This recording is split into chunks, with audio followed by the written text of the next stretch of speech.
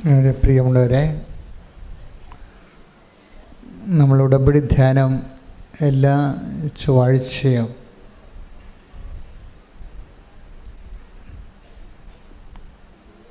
ഉടമ്പടി ധ്യാനം ഓൺലൈനിൽ നമ്മൾ കൂടുന്നതിൻ്റെ പ്രധാനപ്പെട്ട കാരണം ഉടമ്പടി ഒരു പുതിയ വിഷയമാണ്. അത് എങ്ങനെയാണ് വർക്കൗട്ട് ചെയ്യണത്? കാര്യം എൻ്റെ ഒരു 40 വർഷത്തെ ശുശ്രൂഷ ജീവിതത്തിൽ സഭയിൽ നിലവിലുള്ള വ്യത്യസ്തങ്ങളായ ആധ്യാത്മിക പരിചരണങ്ങൾ നമ്മൾ പരിശീലിക്കുകയും അതുപോലെ തന്നെ അത് ശുശ്രൂഷിക്കുകയൊക്കെ ചെയ്തിട്ടുണ്ട്. അതിൽ നൊവേനകളുണ്ട്, കരിസ്മാറ്റിക് ധ്യാനങ്ങളുണ്ട്, ശുശ്രൂഷകളുണ്ട്, വ്യത്യസ്തങ്ങളായിട്ടുള്ള. പക്ഷേ നമ്മൾ ദിവസവും സാക്ഷ്യങ്ങളെ പരിശോധിക്കുമ്പോൾ നമുക്ക് മനസ്സിലാകണത് ഇപ്പോഴും നിലവിലുള്ള എല്ലാവിധ ആധ്യാത്മിക പദ്ധതികളേക്കാൾ നിലവാരമുള്ളതും പെട്ടെന്നുള്ളതും സർവജനീനമായിട്ടുള്ള ദൈവാനുഭവമാണ് ഉടമ്പടിയിൽ വരുന്നത്. സർവജനീനമെന്ന് പറഞ്ഞു കഴിഞ്ഞാൽ നോട്ട് ഓൺലി ഫോർ ക്രിസ്ത്യൻസ്, ആരെല്ലാം ദൈവമായിട്ട് ഉടമ്പടി വിഹിതമായ ഒരു ജീവിതക്രമം പാലിച്ച് മുന്നോട്ട് പോകുന്നുവോ സത്യസന്ധനായ ദൈവം അവരോടെല്ലാം പോസിറ്റീവായിട്ട് ഇൻട്രാക്ട് ചെയ്യുന്നുണ്ട്. കഴിഞ്ഞ ദിവസങ്ങളിൽ ഒരു സ്വപ്നകുമാർ എന്ന് പറഞ്ഞ ഒരു മകൻ ഇന്നലെ സാക്ഷ്യം പറഞ്ഞു. സ്വപ്നകുമാറിന് നാവിൽ ക്യാൻസറാണ്. അപ്പോൾ ആദ്യം അത് കുറച്ച് ഡോക്ടർ ബയോപ്സിയൊക്കെ കഴിഞ്ഞിട്ട് ക്യാൻസറാണെന്ന് ഐഡൻറ്റിഫൈ ചെയ്തിട്ട് അറുത്ത് കളഞ്ഞു. അപ്പോൾ ഇനി അത് കയറി പിടിക്കുമോ എന്ന് അറിയാൻ വേണ്ടി അയാൾക്ക് പേടിയാണ്. അകത്തോട്ട് ഇനിയും ക്യാൻസർ ഉള്ളിലോട്ട് കയറുമോ, ഇനിയും 6 മാസം കഴിയുമ്പോൾ ബാക്കിയുള്ള നാക്കും മുറിച്ച് കളയേണ്ടി വരുമോ എന്നൊക്കെ വിചാരിച്ചുകൊണ്ട് പുള്ളിക്ക് സങ്കടപ്പെട്ട് ഇടങ്ങി. അപ്പോൾ എന്നിട്ട് അദ്ദേഹം വന്ന് ഉടമ്പടി എടുത്ത് ഉടമ്പടി തൈലവും ഉടമ്പടി ഉപ്പുമൊക്കെ ചേർത്ത് നാക്കിൽ പുരട്ടി അങ്ങനെ പ്രാർത്ഥിച്ചു പോവുകയാണ്. അപ്പം പിന്നീട് ബയോപ്സി എടുത്ത് കഴിഞ്ഞപ്പോൾ ക്യാൻസറിൻ്റെ അംശങ്ങൾ പോലും ഇല്ല. അപ്പം അയാൾക്ക് എന്തെങ്കിലും ധൈര്യമായി. പക്ഷേ അത് പറയാനല്ല ഞാൻ പറയണത്. സ്വപ്നകുമാർ അവസാനം പറഞ്ഞ് വെക്കുന്ന ഒരു സംഭവമുണ്ട്. അതായത് എനിക്കിപ്പോൾ നല്ല ആരോഗ്യമുണ്ട്, ഇപ്പം ഞാൻ 5 രോഗികളെ കണ്ടുവച്ചിട്ടുണ്ട്. അപ്പോൾ ഞാനിങ്ങനെ ദൈവം പെട്ടെന്ന് എന്നെ ഇങ്ങനെ സഹായിക്കാൻ കാരണം ഞാൻ ഈ രോഗമായിരിക്കുന്ന സമയത്ത് ഉടമ്പടി എടുത്തതിന് ശേഷവും എൻ്റെ അധ്വാനത്തിൽ തുച്ഛമായ ഒരു അന്നന്ന് ജോലി എടുക്കുന്ന ആളാണ്. അതിൽ നിന്ന് ഉള്ള മിച്ചം പിടിച്ചിട്ടാണ് മറ്റ് സഹരോഗികളെ ആശുപത്രിയുള്ളവരെ സഹായിക്കുന്നത്. അങ്ങനെ സഹായിക്കുന്ന കൂട്ടത്തിൽ ഇദ്ദേഹം ദൈവം ആ ഉടമ്പടി സത്യസന്ധമാണെന്ന് മനസ്സിലാക്കിയപ്പോൾ ഈ ഉടമ്പടിയുടെ ഏറ്റവും വലിയ റിസ്ക് എന്താണെന്ന് നിങ്ങൾക്കറിയാമോ? ഉടമ്പടിയുടെ ഏറ്റവും വലിയ റിസ്ക് എന്താ? നമ്മുടെ ഉടമ്പടി സത്യസന്ധമാണെന്ന് ദൈവത്തിന് തോന്നണം. അതാണ് എൻ്റെ റിസ്ക്. ഉടമ്പടിയിൽ ഒരു റിസ്ക്കേ ഉള്ളൂ. അത് നമ്മുടെ ഉടമ്പടി നമ്മൾ ദൈവത്തോട് എടുത്തിരിക്കുന്ന ഈ ബയലാറ്ററൽ ഉഭയകക്ഷി എഗ്രിമെൻ്റ് സത്യസന്ധമാണെന്ന് ദൈവത്തിന് തോന്നണം. അതൊരു വല്ലാത്ത കടമ്പയാണ്. അതായത് എനിക്ക് ഒരു സ്റ്റാറ്റിസ്റ്റിക്സ് നോക്കിയാൽ ഇന്നലെയൊക്കെ 820 പേര് ഉടമ്പടി എടുത്തിട്ടുണ്ട്. അപ്പോൾ എനിക്ക് ഈ ആളെ കൂടുമ്പോൾ എല്ലാവരും ദൈവത്തിൻ്റെ വഴികളിലേക്ക് വരുന്നതിലും സന്തോഷമേ ഉള്ളൂ. പക്ഷേ എൻ്റെ മനസ്സിൽ ഉടനെ ഒരു ദുഃഖം ഉണ്ടാവും. കാര്യം കഥ അറിഞ്ഞിട്ടാണ് ഈ ആട്ടം കാണുന്നതെന്ന്. ഓരോരുത്തർക്കും ഓരോ കാര്യം ഇങ്ങനെ അവർക്ക് കിട്ടിയ അനുഭവങ്ങളൊക്കെ പറയുമ്പോൾ നിങ്ങൾക്ക് ഒരു ബുദ്ധി തോന്നി കമ്പം കയറി വന്ന് ഉടമ്പടി എടുക്കും. എന്നിട്ട് ഈ ഉടമ്പടിയോട് എങ്ങനെയാണ് ടെക്നിക്കലി ഇൻട്രാക്ട് ചെയ്യേണ്ടതെന്ന് അറിയത്തില്ല. നേർച്ച വസ്തുക്കളൊക്കെ സാങ്കേതികമായിട്ട് ഉപയോഗിക്കും. ഈ സാങ്കേതികമായിട്ട് ഉപയോഗിച്ചാൽ നേർച്ച വസ്തുക്കൾ വർക്കൗട്ട് ചെയ്യത്തില്ല. നേർച്ച വസ്തുക്കളിലേക്ക് വരേണ്ടത് എന്താണ്? അതൊരു നേർച്ച വസ്തുക്കൾ ആസച്ച് അതൊരു മീഡിയം മാത്രമാണ്. അതെപ്പോഴും നമ്മൾ ടെക്നിക്ക് അറിയണം. നേർച്ച വസ്തു എന്ന് പറയുന്നത് ഒരു മാധ്യമം മാത്രമാണ്. ദൈവത്തിന് നമ്മുടെ ജീവിതത്തിൽ പ്രവർത്തിക്കാൻ ബൈബിൾ അംഗീകരിച്ചിട്ടുള്ള, ബൈബിൾ ഉപയോഗിച്ചിട്ടുള്ള, കൃപാസനം പുതിയ നേർച്ച വസ്തുക്കളൊന്നും ഇറക്കിയിട്ടില്ല. ബൈബിൾ ഉപയോഗിച്ചിട്ടുള്ള നേർച്ച വസ്തുക്കളാണ് ജന്മാന്തരങ്ങളിലൂടെ ദൈവജനത്തിന് സൗഖ്യവും ശക്തിയും കൊടുക്കാൻ വേണ്ടി ദൈവം തൻ്റെ ജനവുമായിട്ടുള്ള യാത്രയിൽ ഉപയോഗിച്ചിട്ടുള്ള വസ്തുക്കളാണ് ഉപ്പ്, അതുപോലെ തന്നെ തൈലം. അതെല്ലാം ദൈവം ഉപയോഗിച്ചതാണ്. ദൈവം ഉപയോഗിച്ച ആ നേർച്ച വസ്തുക്കളെ ആർക്ക് വേണമെങ്കിലും ദൈവനാമത്തിൽ ഉപയോഗിക്കാം. പക്ഷെ ദൈവനാമത്തിൽ ഉപയോഗിക്കുമ്പോൾ ദൈവനാമത്തിൽ ആർക്ക് വേണമെങ്കിലും ഉപയോഗിക്കാം. പക്ഷെ ദൈവനാമത്തിൽ ഉപയോഗിക്കുമ്പോൾ ഉണ്ടാകുന്നൊരു പ്രശ്നമുണ്ട്. അതറിഞ്ഞിരുന്ന നേർച്ച വസ്തുക്കൾ പെട്ടെന്ന് വർക്കൗട്ട് ചെയ്യും. ദൈവനാമത്തിലാണ് എല്ലാം ഉപയോഗിക്കുന്നത്, പ്രത്യേകിച്ച് ക്രിസ്തുവിൻ്റെ നാമത്തിലാണ്. ക്രിസ്ത്യൻ പറയാനെല്ലാം പോണത് ക്രിസ്തുവിൻ്റെ നാമത്തിലാണ്. ഇതെല്ലാം ബ്ലെസ് ചെയ്തിരിക്കുന്നതും ക്രിസ്തുവിൻ്റെ നാമത്തിലാണ്. നിങ്ങളത് ഉപയോഗിക്കണം ക്രിസ്തുവിൻ്റെ നാമത്തിലാണ്. പക്ഷെ ദൈവനാമത്തിൽ ഒരു ഉപയോഗിക്കുമ്പോൾ അതിന് വരുന്ന ഒരു റിസ്ക് ഉണ്ട്.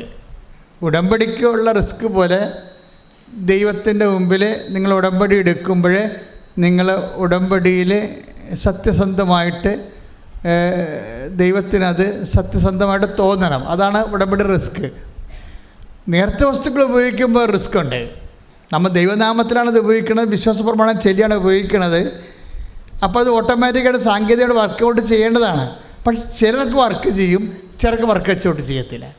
അതിൻ്റെ കാരണം എന്ന് വെച്ചാൽ ദൈവനാമത്തിൽ ഉപയോഗിക്കുന്ന ഒരാൾ, ഇപ്പം നിങ്ങൾ ഉദാഹരണത്തിന് നിങ്ങൾ ദൈവനാമത്തിലൊരു വസ്തു ഉപയോഗിക്കുമ്പോൾ അവിടെ വിശ്വാസം മാത്രം പോരാ, പിന്നെന്ത് വേണം? സ്നേഹം, ദൈവത്തോട് സ്നേഹം കൂടി വേണം. അത് സ്നേഹത്തിൻ്റെ സ്വഭാവം അറിയാമല്ലോ, അത് ഇൻറ്റിമസിയുടെ ഭാഗമാണ്. ഞാനിന്ന് കൊച്ചച്ഛനോട് സംസാരിക്കുകയായിരുന്നു. അതായത് പലപ്പോഴും പള്ളി പ്രസംഗങ്ങളിൽ വരുന്നൊരു പ്രത്യേകത, അതൊരു നോളജ് ട്രാൻസ്ഫറിങ് ആയിട്ടാണ് അതിൻ്റെ പ്രോസസ്സിങ് നടക്കുന്നത്. ദൈവത്തെക്കുറിച്ചുള്ള അറിവുകൾ ജനങ്ങൾക്ക് പകർന്നു കൊടുക്കുക. പക്ഷേ അറിവ് പകർന്നു കൊടുക്കുമ്പോൾ ചില അറിവുകൾ നമുക്ക് അനുഭവവേദ്യമാകാത്തതിൻ്റെ കാരണം അതിൻ്റെ അഭിഷേകത്തലം നഷ്ടപ്പെടുന്നത് കൊണ്ടാണ്. അറിവ് പകർന്നു കൊടുക്കുമ്പോൾ അതിൻ്റെ ജീവനെന്ന് പറയണത് അതിൻ്റെ അഭിഷേകമാണ്. അഭിഷേകമില്ലാത്ത അറിവുകൾ സാങ്കേതിക ജ്ഞാനമാണ്, വർക്കൗട്ട് ചെയ്യത്തില്ല. അപ്പോൾ എപ്പോഴും എൻ്റെ മക്കൾ, ഞങ്ങൾ ഉടമ്പടി പ്രകാരം നിങ്ങൾക്ക് തരുന്ന ഫോർമുലയിൽ നിങ്ങൾ ഓട്ടോമാറ്റിക്കായിട്ട് ദൈവമായിട്ടൊരു ഇൻറ്റിമസി കീപ്പ് ചെയ്യാൻ വേണ്ടി നിർദ്ദേശങ്ങൾ, ഉപദേശങ്ങൾ, പ്രബോധനങ്ങൾ നൽകുന്നുണ്ട്. അതിനാണ് ചൊവ്വാഴ്ച ധ്യാനം വെച്ചിരിക്കുന്നത്. മനസ്സിലായ? ഇപ്പം നിങ്ങൾ രോഗികളെ ശുശ്രൂഷിക്കുന്നു. ഇപ്പോൾ സ്വപ്നകുമാറിന് എന്താ പറഞ്ഞിരിക്കണത്? അവസാനം പറഞ്ഞ സാക്ഷ്യം നിർത്തിയത് എന്താണ്? ഞാനിപ്പോൾ ആരോഗ്യമുണ്ട്, ഞാൻ 1 മാസം പണിക്ക് പോയി കഴിഞ്ഞാൽ എനിക്ക് 5 രോഗികളെ ശുശ്രൂഷിക്കാനുണ്ട്. അതാണ് വിഷയം. നേരത്തെ അദ്ദേഹത്തിന് രോഗിയായിരുന്ന കാലത്ത് രോഗികളെ ശുശ്രൂഷിക്കുമായിരുന്നു. ഇപ്പോഴദ്ദേഹം എന്താ പറയണത്? ഇപ്പം എനിക്ക് ആരോഗ്യമുണ്ട്, ഞാൻ 5 രോഗികളെ കണ്ടുവച്ചിട്ടുണ്ടെന്നാണ്. എന്തിനാണ്? അവരെ ശുശ്രൂഷിക്കാൻ. പണം കൊടുത്ത്. ഇല്ലാത്ത ഒരു കൂലിപ്പണിക്കാരനാണ്, അവന് കിട്ടിയതിൽ നിന്ന് ആണ് അവൻ കൊടുക്കേണ്ടത്. നിങ്ങളൊരു കാര്യം മനസ്സിലാക്കണം, സ്വപ്നകുമാർ ഒരു ക്രിസ്ത്യാനിയാണെന്ന് എനിക്ക് തോന്നുന്നില്ല. പക്ഷേ ക്രിസ്ത്യാനി ഇവിടെ ഉടമ്പടി എടുത്തിട്ടുണ്ട്. അർത്ഥക്കുപ്പതേക്കാതെ ഇപ്പോഴും പ്രത്യക്ഷീകരണ പ്രാർത്ഥന ചൊല്ലിയിരിക്കുന്നുണ്ട്. ഇങ്ങനെയുള്ളവരെ കാണ്ടാമൃഗങ്ങൾ ഈ പേര് സൂക്ഷിച്ച് ദൈവത്തിന് പണിയും കൊടുത്ത് ജീവിക്കുന്നുണ്ട്. ഇതിനകത്ത് വല്ല വിഷയം എന്ന് പറഞ്ഞത് you are Christian or not, അതൊന്നും ദൈവത്തിനൊരു ഉടമ്പടി പ്രശ്നമല്ല. ഉടമ്പടിയിലെന്ന് പറഞ്ഞാൽ സത്യസന്ധമായിട്ട് ആരാണ് ദൈവത്തെ ആത്മാർത്ഥമായിട്ട് സ്നേഹിക്കണത്, അതുകൊണ്ടല്ലേ ആ മനുഷ്യൻ ക്യാൻസറായിട്ട് കിടന്നിട്ടും പിന്നെയും പോയി രോഗികളെ കാണുകയും അവർക്ക് വേണ്ട തൻ്റെ കയ്യിലുള്ളത് പങ്കുവെക്കുകയും അവരെ ആശ്വസിപ്പിക്കുകയും ചെയ്തത് എന്തുകൊണ്ടാണ്? ദൈവസ്നേഹം കൊണ്ടാണ്. ഇതെന്താ പ്രശ്നം വെച്ച് കഴിഞ്ഞാൽ ഇത് കാലാകാലങ്ങളിൽ തുടരണമെന്ന് ക്രിസ്തു ഉദ്ദേശിക്കുന്നുണ്ട്. കർത്താവിൻ്റെ കാലത്തുണ്ടായിരുന്നു. ഞാൻ കഴിഞ്ഞ പ്രാവശ്യം ധ്യാനിപ്പിച്ചപ്പോൾ എന്താ പറഞ്ഞ് നിർത്തിയത്? പഴയ നിയമ വെളിപാടുകളിലെല്ലാം ദൈവം കാർക്കശ്യക്കാരനാണ്. തിന്മകളുടെ വഴികളിൽ പോകുന്നവരെ ശിക്ഷിക്കുകയും അതേ തന്നെ ശാസിക്കുകയും ചെയ്യും. അത് ദൈവത്തിൻ്റെ റാത്തായിട്ട് വർക്കൗട്ട് ചെയ്യും, ക്രോധമായിട്ട്. എന്നിട്ട് ഈ റാത്ത് തന്നെയാണ് പുതിയ നിയമത്തിൽ ദൈവം കരുണയായിട്ട് മാറ്റണത്. എന്നിട്ട് കർത്താവിൻ്റെ കഥകളിലെല്ലാമേ ആന്തരികമായ ചൈതന്യം എന്ന് പറയുന്നത് കരുണയാണ്. ഈ കരുണ എന്ന് പറയണത് നല്ല സമരിയക്കാരൻ്റെ കഥയിൽ അവസാനിക്കാനുള്ളതല്ല. നിത്യജീവൻ പ്രാപിക്കാൻ ഞാൻ എന്ത് ചെയ്യണമെന്ന് ചോദിച്ചപ്പോൾ യേശു നിയമജ്ഞനോട് മറുചോദ്യം ചോദിച്ചു, നിയമത്തിൽ എന്ത് എഴുതിയിരിക്കുന്നു? അവൻ പറഞ്ഞു, നിന്നെ എല്ലാത്തിനും ദൈവത്തെ സ്നേഹിക്കുക, നിന്നെപ്പോലെ നിൻ്റെ അയൽക്കാരനെ സ്നേഹിക്കുക. അപ്പോൾ നിയമജ്ഞൻ തിരിച്ചു പറഞ്ഞു, ഞാനിതെല്ലാം നേരത്തെ ചെയ്യുന്നുണ്ട്. അപ്പോഴേ പറഞ്ഞ് അയൽക്കാരനെ സ്നേഹിക്കാൻ പറഞ്ഞപ്പോൾ പുള്ളിക്കൊരു സംശയം തോന്നി. കാര്യം ഈ സ്നേഹത്തിൻ്റെ കാര്യത്തിൽ എപ്പോഴും ഒരു കൺഫ്യൂഷനാണ്. ചിലർക്ക് അയൽക്കാരെന്ന് പറയണത് അവരുടെ മതത്തിൽപ്പെട്ട ആൾക്കാർ മാത്രമാണ്. അവിടെയാണല്ല പ്രശ്നം. കർത്താവ് അത് തിരുത്തലുണ്ട്. ചിലർക്ക് അയൽക്കാരെന്ന് പറയണത് അവരുടെ മതത്തിൽപ്പെട്ട ആൾക്കാർ, അവരുടെ കുടുംബത്തിൽപ്പെട്ടവർ. അത് ശരിക്കും പറഞ്ഞാൽ ഇപ്പോൾ ഈ മധ്യപൂർവ്വ ദേശങ്ങളിലും യഹൂദനായാലും അല്ലാത്തവർക്കായാലും ഒരു ഓൾഡ് കൺസെപ്റ്റ് എന്ന് പറയുന്നത് അയൽക്കാർ, സ്നേഹിതരെന്നൊക്കെ പറഞ്ഞത് അവരുടെ വർഗത്തിലും കുടുംബത്തിലും പെട്ട ആൾക്കാരാണ്. ഇതുകൊണ്ടാണ് കർത്താവ് സമരിയക്കാരനെ പുറത്തുനിന്ന് കൊണ്ടുവന്നത്. ഒരു മനുഷ്യൻ ജെറുസലേമിൽ നിന്ന് ജെറിക്കോയിലേക്ക് പോകുകയായിരുന്നു. അവൻ കള്ളന്മാരുടെ കയ്യിൽ അകപ്പെട്ടു, അവനെ പരിക്ഷീണനാക്കി എന്ന് പറഞ്ഞപ്പോഴേ അവൻ വഴിവെക്കിൽ മരണത്തോട് മല്ലിട്ട് കിടക്കുമ്പോൾ അവിടെ കൂടി കടന്നു പോകുന്ന 2 പേര് പറയുന്നുണ്ട്. ഒന്ന് പുരോഹിതൻ, അത് അവരുടെ കൂട്ടത്തിലുള്ള ആളാണ്. ഒന്ന് ലെവയൻ, അതും അൾത്താർ ശുശ്രൂഷകനായിട്ട് നിൽക്കുന്ന ആളാണ്. അപ്പോഴേ അയൽക്കാരനെ വേണമെങ്കിൽ ഈശോയ്ക്ക് ആ കഥയിൽ പുരോഹിതൻ അയൽക്കാരനാക്കാം, വേണമെങ്കിൽ ഈശോയ്ക്ക് ആ കഥയിൽ ലേവയാന അയൽക്കാരനാക്കാം. അവർക്ക് സ്നേഹമില്ലാത്തതുകൊണ്ടല്ല പ്രശ്നം. അതായത് സമരക്കാരുമാണ് യഹൂദരും തമ്മിൽ 400 കൊല്ലത്തെ ശത്രുതയുണ്ട്. ഈ വർഗശത്രുത ഉള്ള ആൾക്കാരെ സ്നേഹത്തിൻ്റെ പരിധിയിലേക്ക് കൊണ്ടുവരാൻ വേണ്ടിയാണ് സമരക്കാരനെ ആ കഥയിൽ നല്ല സമരക്കാരനാക്കിയത്. ദാറ്റ് മീൻസ് ആരാണ് അയൽക്കാരനെന്ന് ചോദിച്ചാൽ വർഗശത്രുതയിലിരിക്കുന്ന ആളിന് ഒരാവശ്യം വന്നു കഴിഞ്ഞാൽ ആർക്ക് സഹായിക്കാൻ കഴിയും? അയാൾ അയൽക്കാരൻ. കാര്യം ഇത് ദൈവിക പ്രബോധനമാണ്, മാനുഷിക പ്രബോധനമല്ല. ബൈബിളിൻ്റെ പ്രത്യേകത അതാണ്. മനുഷ്യന്മാരത് ചെയ്യുവോ ചെയ്യാതിരിക്കുവോ, അത് പ്രായോഗികമാണോ പ്രാക്ടിക്കലാണോ അല്ലയോ എന്നല്ല ബൈബിൾ നോക്കണത്. ബൈബിൾ നോക്കണത് ആ വിഷയം സത്യമാണോ എന്നാണ് നോക്കണത്, ദൈവികമാണോ. ദൈവത്തിൻ്റെ വചനങ്ങളാണ്. ദൈവത്തിൻ്റെ വചനങ്ങൾ ദൈവികമാകണം, അല്ല മാനുഷികമല്ല. മാനുഷികമാണ് വചനം എന്നുണ്ടെങ്കിൽ നിൻ്റെ കുടുംബത്തിലുള്ളവരെ സഹായിച്ചാൽ മതി. കർത്താവിൻ്റെ വചനം ദൈവികമായതുകൊണ്ട് ദൈവത്തിൻ്റെ സ്വഭാവമാണ് വചനത്തിനുള്ളത്. അതുകൊണ്ടാണ് വർഗശത്രുവിനെ അയൽക്കാരനാക്കിയത്. പ്രാർത്ഥിക്കുക, കർത്താവായ ദൈവമേ, അങ്ങയോട് ഉടമ്പടി ചെയ്യുക വഴി അങ്ങയുടെ മനസ്സിന് അനുപേക്ഷണീയമായി ദൈവിക നിലവാരമുള്ള സ്വഭാവ പ്രവർത്തനങ്ങളിലേക്ക് എന്നെ അഭിഷേകം ചെയ്ത് ഉയർത്തണമേ. ശ്രുതിക്കട്ടെ, ഹല്ലേലൂയ.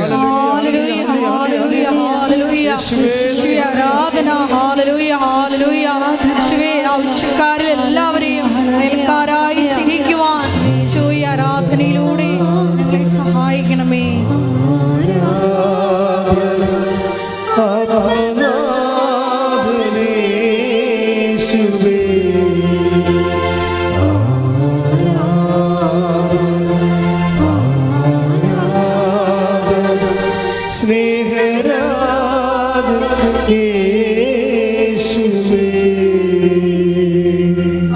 സ്വപ്നകുമാരൻ പറയണത്, ഞാൻ ഇനി 5 രോഗികളെ കൂടി ശുശ്രൂഷിക്കുമെന്ന് പറയുമ്പോൾ അദ്ദേഹത്തിൻ്റെ ശുശ്രൂഷയും പരസ്നേഹവും വർദ്ധിച്ചു. അപ്പോൾ എൻ്റെ അർത്ഥം ദൈവ പൈതലായി. ശുശ്രൂഷയും പരസ്നേഹവും ഒരു വ്യക്തിയെ വർദ്ധിച്ചാൽ ദൈവത്തിൻ്റെ വചനങ്ങൾ ആ വ്യക്തി സ്വാംശീകരിച്ചെന്നല്ല എൻ്റെ അർത്ഥം. ദൈവത്തിൻ്റെ വചനങ്ങൾ ഒരു വ്യക്തി സ്വാംശീകരിച്ച് കഴിഞ്ഞാൽ ആ വ്യക്തി ദൈവ പൈതലായി മാറി. ദൈവ പൈതലായി. ഒന്ന് പ്രാർത്ഥിച്ച്, കർത്താവേ, ദൈവത്തിന്റെ വചനം ചെയ്യാൻ റിസ്ക് ആണെങ്കിലും ദൈവസ്നേഹത്തോടെ ഏറ്റെടുത്ത് നിവർത്തിയാക്കി ദൈവ പൈതലായി ഉടമ്പടിയിലൂടെ എന്നെ ഉയർത്തുന്നതിന് ഞാൻ എനിക്ക് നന്ദി പറയുന്നു. എന്നെ കൃപയിൽ നിലനിർത്തണമേ, എന്നെ കൃപയിൽ നിലനിർത്തണമേ. ശ്രദ്ധിക്കട്ടെ. ഹല്ലേലൂയ, ഹല്ലേലൂയ, ഹല്ലേലൂയ,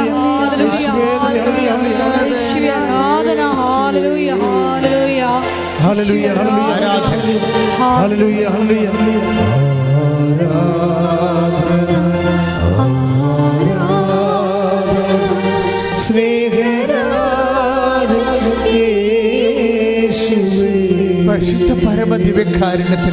നേരവും ആരാധനയും സ്തുതിയും പുകഴ്ചയും ഉണ്ടായിരിക്കട്ടെ. അത് 40 വർഷത്തെ വളർച്ചയാണ് 4 ദിവസം കൊണ്ടുണ്ടാകുന്നത്. അതാണ് മറ്റ് പ്രാർത്ഥനകളിൽ നിന്ന് ഉടമ്പടി വ്യത്യസ്തമായിരിക്കുന്നത്. ആർക്കതിൻ്റെ അകത്ത് സത്യാപം നിൻ്റെ റിസ്ക് എന്ന് പറഞ്ഞാൽ എന്താണ്? നിങ്ങളുടെ ഉടമ്പടി ദൈവം അംഗീകരിക്കണം. അതേ ഉള്ളു റിസ്ക്. ഉടമ്പടി ആകെപ്പാടുള്ള സിമ്പിൾ റിസ്ക്കേ ഉള്ളൂ. നിങ്ങൾ എടുത്തിരിക്കുന്ന ഉടമ്പടി സത്യമാണെന്ന് ദൈവത്തിന് തോന്നണം. അത്രയേ ഉള്ളൂ ഇതിനകത്ത്. ഇവിടുത്തെ അത് ഒരേ സമയം തന്നെ സിമ്പിളാണ്, അതേസമയം തന്നെ കോംപ്ലിക്കേറ്റഡ് ആണ്. കാര്യം എന്താണ്? നമ്മുടെ സത്യസന്ധത ദൈവത്തെ തോന്നിപ്പിക്കാൻ നമ്മൾ ചിലപ്പോൾ ഏറെ ദൂരം സഞ്ചരിക്കേണ്ടി വരും. അതാണ് വിഷയം. നമ്മുടെ സത്യസന്ധത ദൈവത്തിന്. നിങ്ങളെ ഇപ്പോൾ കഴിഞ്ഞ ദിവസങ്ങളിൽ ഒരു സാക്ഷ്യം ഉണ്ടായിരുന്നു, നീതു ചെന്നിത്തല. ഒരു പ്രാവശ്യം നമ്മൾ പറഞ്ഞതാണത്. എങ്കിലും ഞാനിപ്പോൾ അത് ഓർക്കാൻ കാര്യം ഈ സബ്ജക്റ്റ് വൈസാണ് ഓർക്കുന്നത്. നീതു വർഷങ്ങളായിട്ട് മക്കളില്ലാത്ത ആളാണ്. പക്ഷേ ഈ നീതു എങ്ങനെ കുഞ്ഞുങ്ങളെ കിട്ടിയത്? നീതു ഉടമ്പടി എടുത്തപ്പോൾ തന്നെ പ്രഗ്നൻ്റായി. വർഷങ്ങളായിട്ട് മക്കൾ 3 അബോർഷൻ കഴിഞ്ഞ ആളാണ്. ആ കുഞ്ഞിനെ പ്രസവിച്ചവർക്ക് കിട്ടുകയും ചെയ്ത്. എങ്ങനെയാണ് ഇങ്ങനെ പെട്ടെന്ന് കിട്ടിയത്? നമ്മൾ ഉടമ്പടി എടുക്കുമ്പോൾ തന്നെ പലർക്കും അങ്ങനെ. ഇപ്പം കഴിഞ്ഞ ദിവസം വേറൊരു സാക്ഷി ഇവിടെ ഉണ്ട്, ഈ ദിവസങ്ങൾ പറഞ്ഞതാണ്. അതായത് നോബി വിനോദ് സാക്ഷി. നോബി വിനോദിന് 9 കൊല്ലമായിട്ട് മക്കളില്ല. 9 കൊല്ലമായിട്ട്. ഇപ്പോൾ 9 കൊല്ലമായിട്ട് മക്കളില്ല എന്നുണ്ടെങ്കിൽ അതിൻ്റെ അർത്ഥം എന്താണ്? ആൾ വന്ധ്യയാണെന്ന് അതിൻ്റെ അർത്ഥം. 9 കൊല്ലമല്ലേ, 1-2 കൊല്ലമല്ലല്ലോ. 9 കൊല്ലം. അപ്പോൾ ഒരു മനുഷ്യൻ മലയാളത്തിലാണെങ്കിൽ ചെയ്യാവുന്ന ട്രീറ്റ്മെൻ്റ് എല്ലാം ചെയ്യും അല്ലേ? 9 കൊല്ലമായിട്ട്. 5 കൊല്ലം കഴിയുമ്പോൾ തന്നെ അവർക്ക് മനസ്സിലാവും സംഗതി അപകട മേഖലയിലാണ് അവരെന്നറിയാൻ പറ്റും. ചിലർക്ക് 3 കൊല്ലം ആകുമ്പോൾ തന്നെ മനസ്സിലാവും മക്കളുണ്ടാകാൻ സാധ്യതയില്ല എന്ന് മനസ്സിലാവും. അപ്പോൾ ഇത് 9 കൊല്ലമായി. 9 കൊല്ലമായിട്ട് ഉടമ്പടി നീതു വിനോദ് ഉടമ്പടി എടുത്തിട്ട് 9ാമത്തെ കൊല്ലം ഉടമ്പടി എടുക്കുകയാണ്. ഉടമ്പടി എടുത്തിട്ട് അച്ഛനെ കാണാൻ വരുമ്പോൾ ഞാൻ ഇവളുടെ തലയിൽ കൈവച്ച് പ്രാർത്ഥിക്കുമ്പോൾ ഞാൻ അവളോട് പറയുന്ന വാക്കുണ്ട്. എന്താ പറയണത്? നീ അടുത്ത 90 ദിവസത്തിനുള്ളിൽ പ്രഗ്നൻ്റ് ആകും, അത് ആൺകുഞ്ഞായിരിക്കും. നമ്മൾ ആ സാക്ഷ്യം നിങ്ങൾ കേട്ടതാ. ഇത് ഈ 9 കൊല്ലമായിട്ട് മക്കളില്ലാതിരുന്ന ഒരാൾ ഉടമ്പടി എടുക്കുമ്പോൾ അവരുടെ ശിരസ് കൈവെക്കുമ്പോൾ കർത്താവ് ഒരു ജ്ഞാനവരം തരും. എന്താണ്? നീ അടുത്ത 90 ദിവസത്തിനുള്ളിൽ പ്രഗ്നൻ്റ് ആകും, പിന്നെ എന്താണ്? കുട്ടി ആൺകുഞ്ഞായിരിക്കും. എന്തുകൊണ്ട് ഇങ്ങനെ പറയണത്? അപ്പം നിങ്ങളെന്താ പ്രശ്നം വെച്ച് കഴിഞ്ഞാൽ അച്ഛൻ ആൾ ദൈവമാണെന്ന് പറയുകയല്ല. ആ സാക്ഷ്യത്തിൻ്റെ പോക്കെന്ന് പറയണത് ഈ ബൈബിളിൽ പറഞ്ഞിരിക്കുന്ന കാര്യങ്ങളെല്ലാം ഇന്ന് നടക്കണ കാര്യങ്ങളാണ്. ഇതന്നെയല്ലേ മംഗളവാർത്ത അമ്മയോട് പറഞ്ഞത്, നീ ഗർഭം ധരിച്ചൊരു പുത്രനെ പ്രസവിക്കും. ഇവിടെ ഇപ്പം മാലാഖയൊന്നും ഇല്ലെന്നേ ഉള്ളൂ, അതിന് പകരം പരിശുദ്ധാത്മാവാണ് നിൽക്കുന്നത്. മാലാഖയ്ക്ക് പകരം ഈ കാലങ്ങളിൽ നിൽക്കുന്നത് ആരാണ്? മാതാവാണ്. നമ്മുടെ മരിയൻ സന്ദേശമല്ലേ മരിയ ശുശ്രൂഷയല്ലേ. അപ്പോൾ പണ്ടത്തെ കാലത്ത് മാലാഖയെ വിട്ടതിന് പകരം ഇന്നും എല്ലാ കാലങ്ങളിലും ലൂർദിലായാലും ഫാത്തിമയിലായാലും കൃപാസനത്തിലായാലും വേറെ സ്ഥലത്ത് എവിടെയായാലും അമ്മയാണ് ആ സ്ഥാനം എടുക്കുന്നത്. കാര്യം മനുഷ്യരാശിയുടെ പ്രതിനിധി എന്ന നിലയിൽ. അപ്പോൾ അമ്മയുടെ സാന്നിധ്യം ഉള്ളത് കൊണ്ട് ഒരു മോൾ എന്ന് പറയുമ്പോൾ തീർച്ചയായിട്ടും അത് ദൈവം ആഗ്രഹിക്കുന്നുണ്ടെങ്കിൽ അപ്പം തന്നെ മെസ്സേജ് പറയും. അപ്പം തന്നെ 9 വർഷം അപ്പം തന്നെ അവളെ പറഞ്ഞത് എന്താണ്, നീ ഇതെന്താ പറയണത്, 3 മാസമായി എന്നോ പറഞ്ഞു, 90 ദിവസം. അപ്പം ഞാൻ 89ാമത്തെ ദിവസം പോയി ടെസ്റ്റ് ചെയ്ത്, അപ്പം ഞാൻ പ്രഗ്നൻ്റാണ്. Praise the Lord. 10 മാസം കഴിഞ്ഞ് പ്രസവിച്ചപ്പോൾ അത് ഈ അൾത്താരയിൽ അമ്മ പറഞ്ഞ പോലെ തന്നെ അത് ആൺകുഞ്ഞാണ്. എന്തുകൊണ്ടാണ് ഇങ്ങനെ നമ്മൾ വല്ല സ്കാൻ ചെയ്തിട്ട് പറയണതാണ്? അല്ല, സ്കാൻ ചെയ്തിട്ട് പറയണതല്ല. അതായത് ഇപ്പോൾ ഒരു സ്കാൻ ചെയ്യണമെങ്കിൽ എന്ത് വേണം? വയറ്റിൽ കുഞ്ഞ് വേണ്ടേ? ഇത് വയറ്റിൽ കുഞ്ഞില്ലല്ലോ.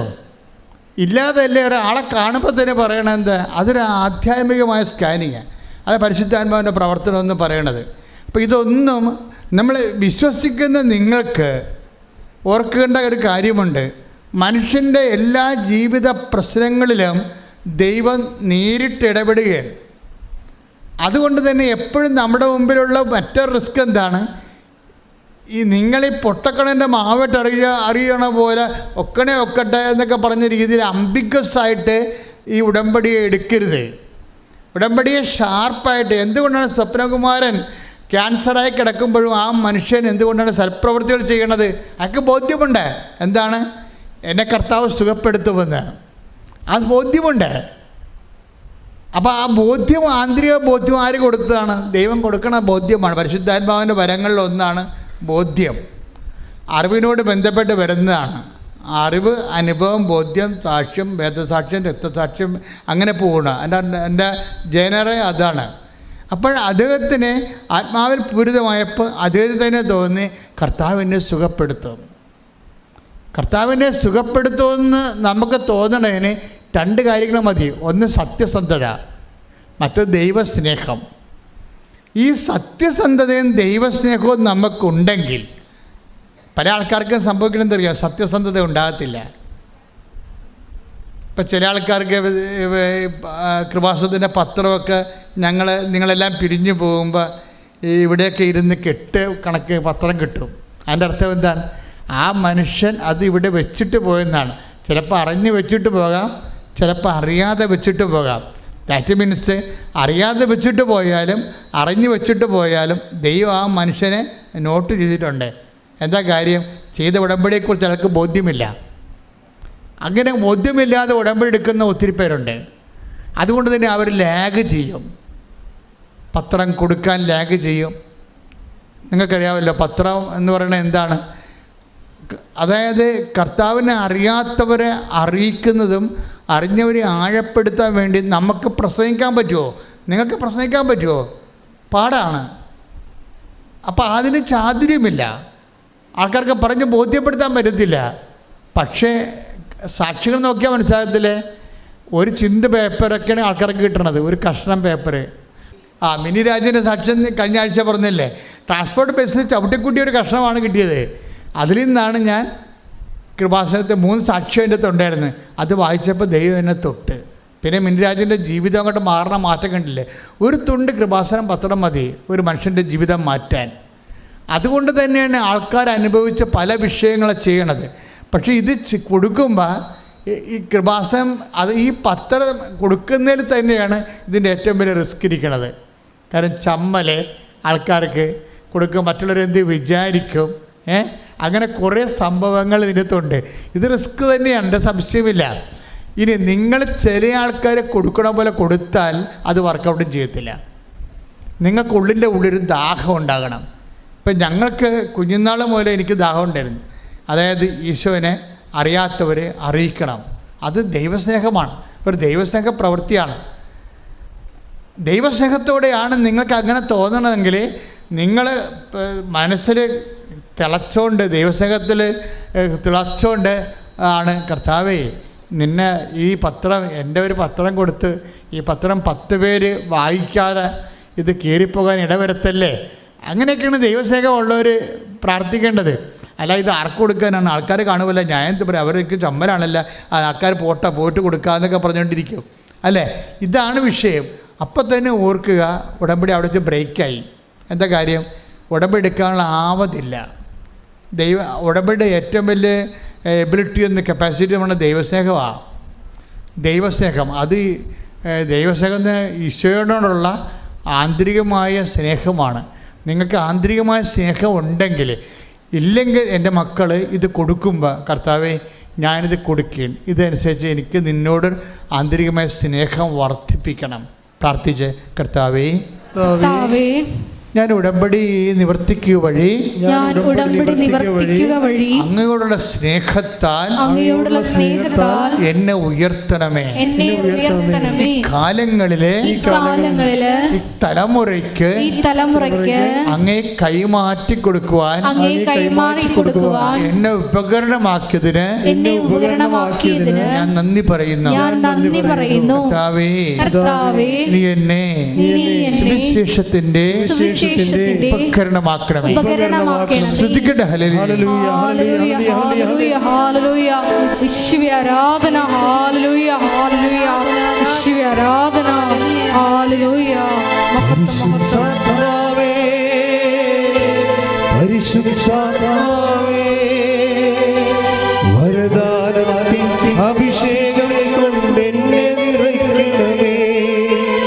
പരിശുദ്ധാത്മാവേ പരിശുദ്ധാത്മാവേ ലോകത്തിന്മേൽ വിജയം നേടാൻ ധീരതയേകണമേ.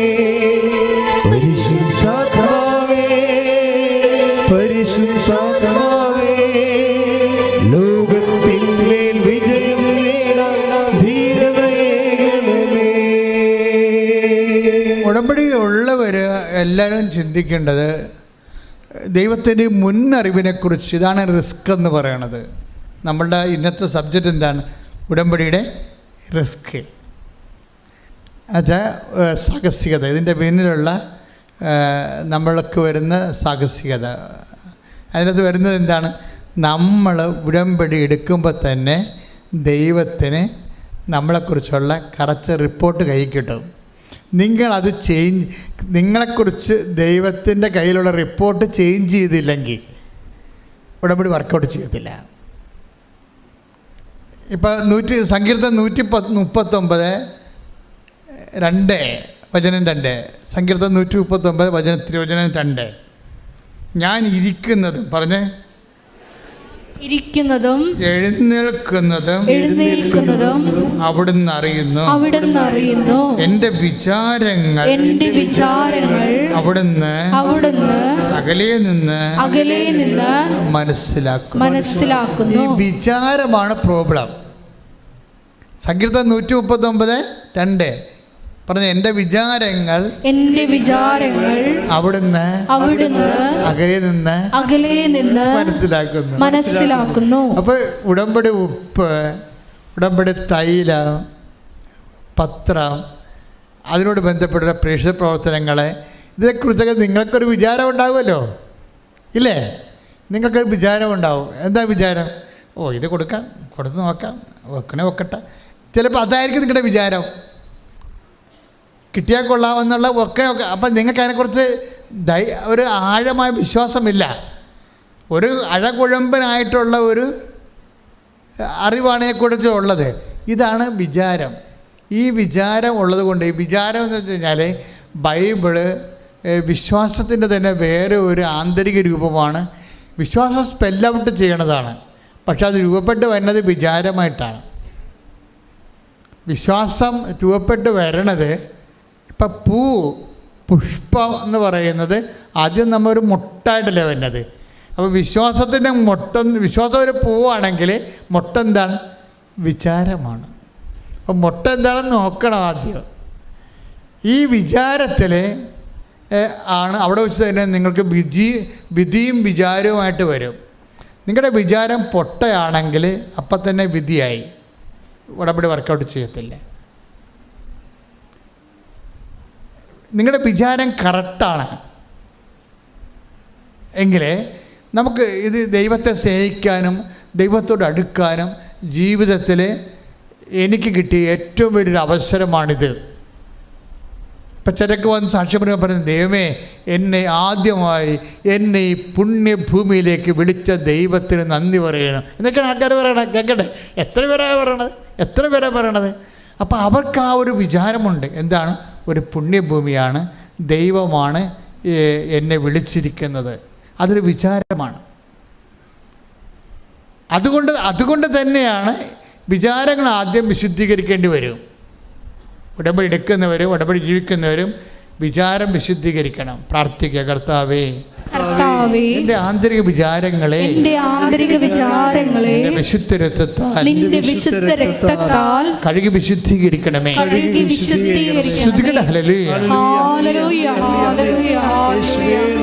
പ്രഭാഷണം 17:19. ശ്രുതികട ഹല്ലേലൂയ.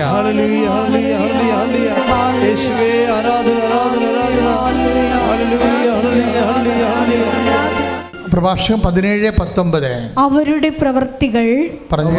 പ്രവൃത്തികൾ അവിടുത്തെ മുമ്പിൽ സൂര്യപ്രകാശം പോലെ വ്യക്തമാണ്.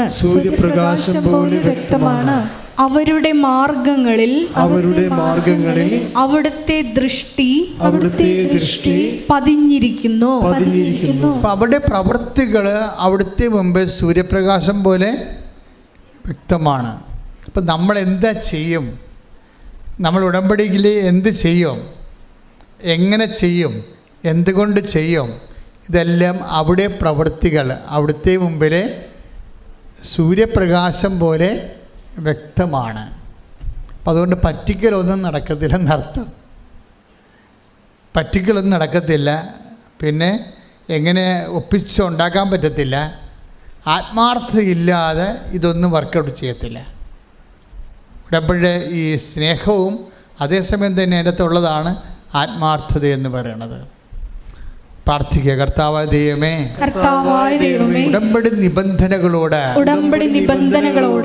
ആത്മാർത്ഥതയോടെ പെരുമാറാൻ പ്രതികരിക്കാനും എന്നെ അഭിഷേകം ചെയ്യണമേ. പ്രഭാഷകം 39:19. ശ്രുതികട ഹല്ലേലൂയ.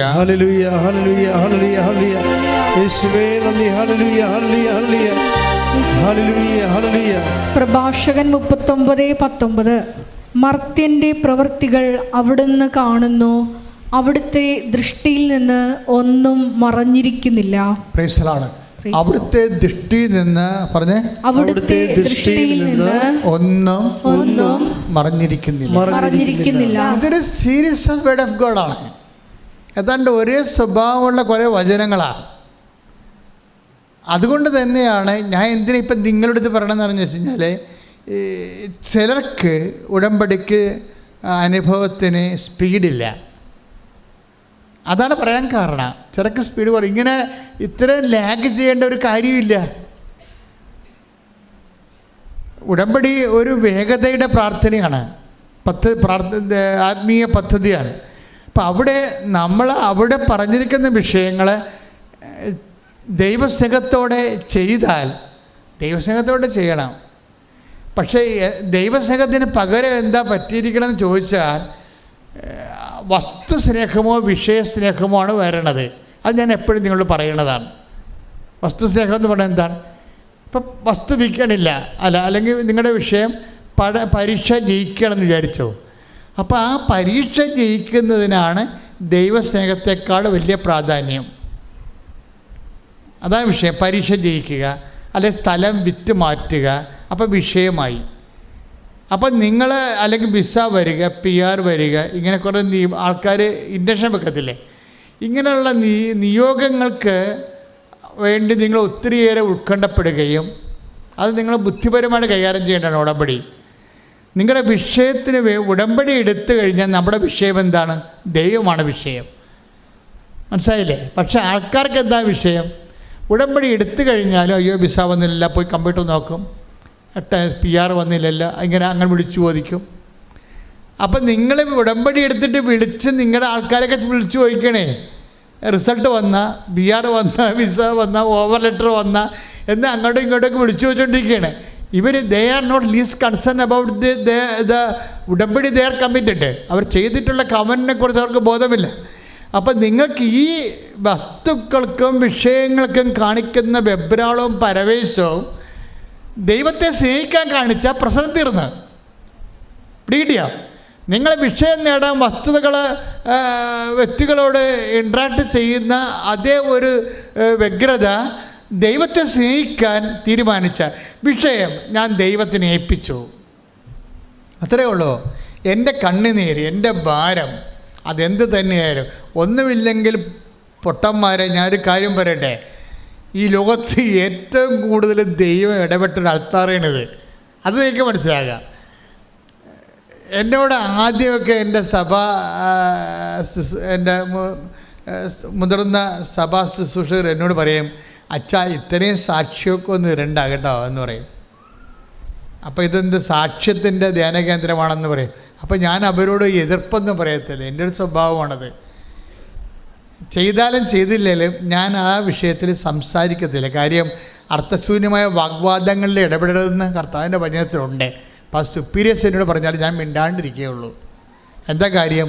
ഉടമ്പടിക്ക് അത് പുതിയ പദ്ധതിയാണ് ദൈവത്തിൻ്റെ. അതിന് വേണ്ട സ്ഥിരീകരണം എന്താ വേണ്ടത്? സാക്ഷ്യമാണ് വേണ്ടത്. സാക്ഷ്യമല്ലാതെ നമ്മൾ എന്ത് ഉടമ്പടി പറഞ്ഞിട്ടും കാര്യമില്ല.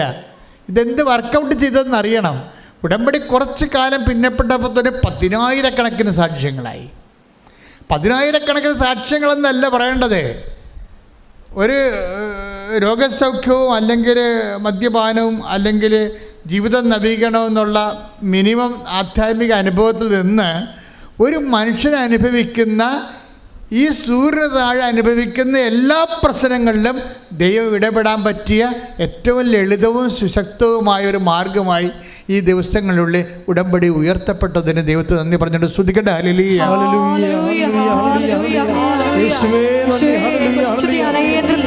ഉടമ്പടി എന്ന വലിയ പദ്ധതി നൽകിയതിന് നന്ദി പറയുന്നു. ഹല്ലേലൂയ.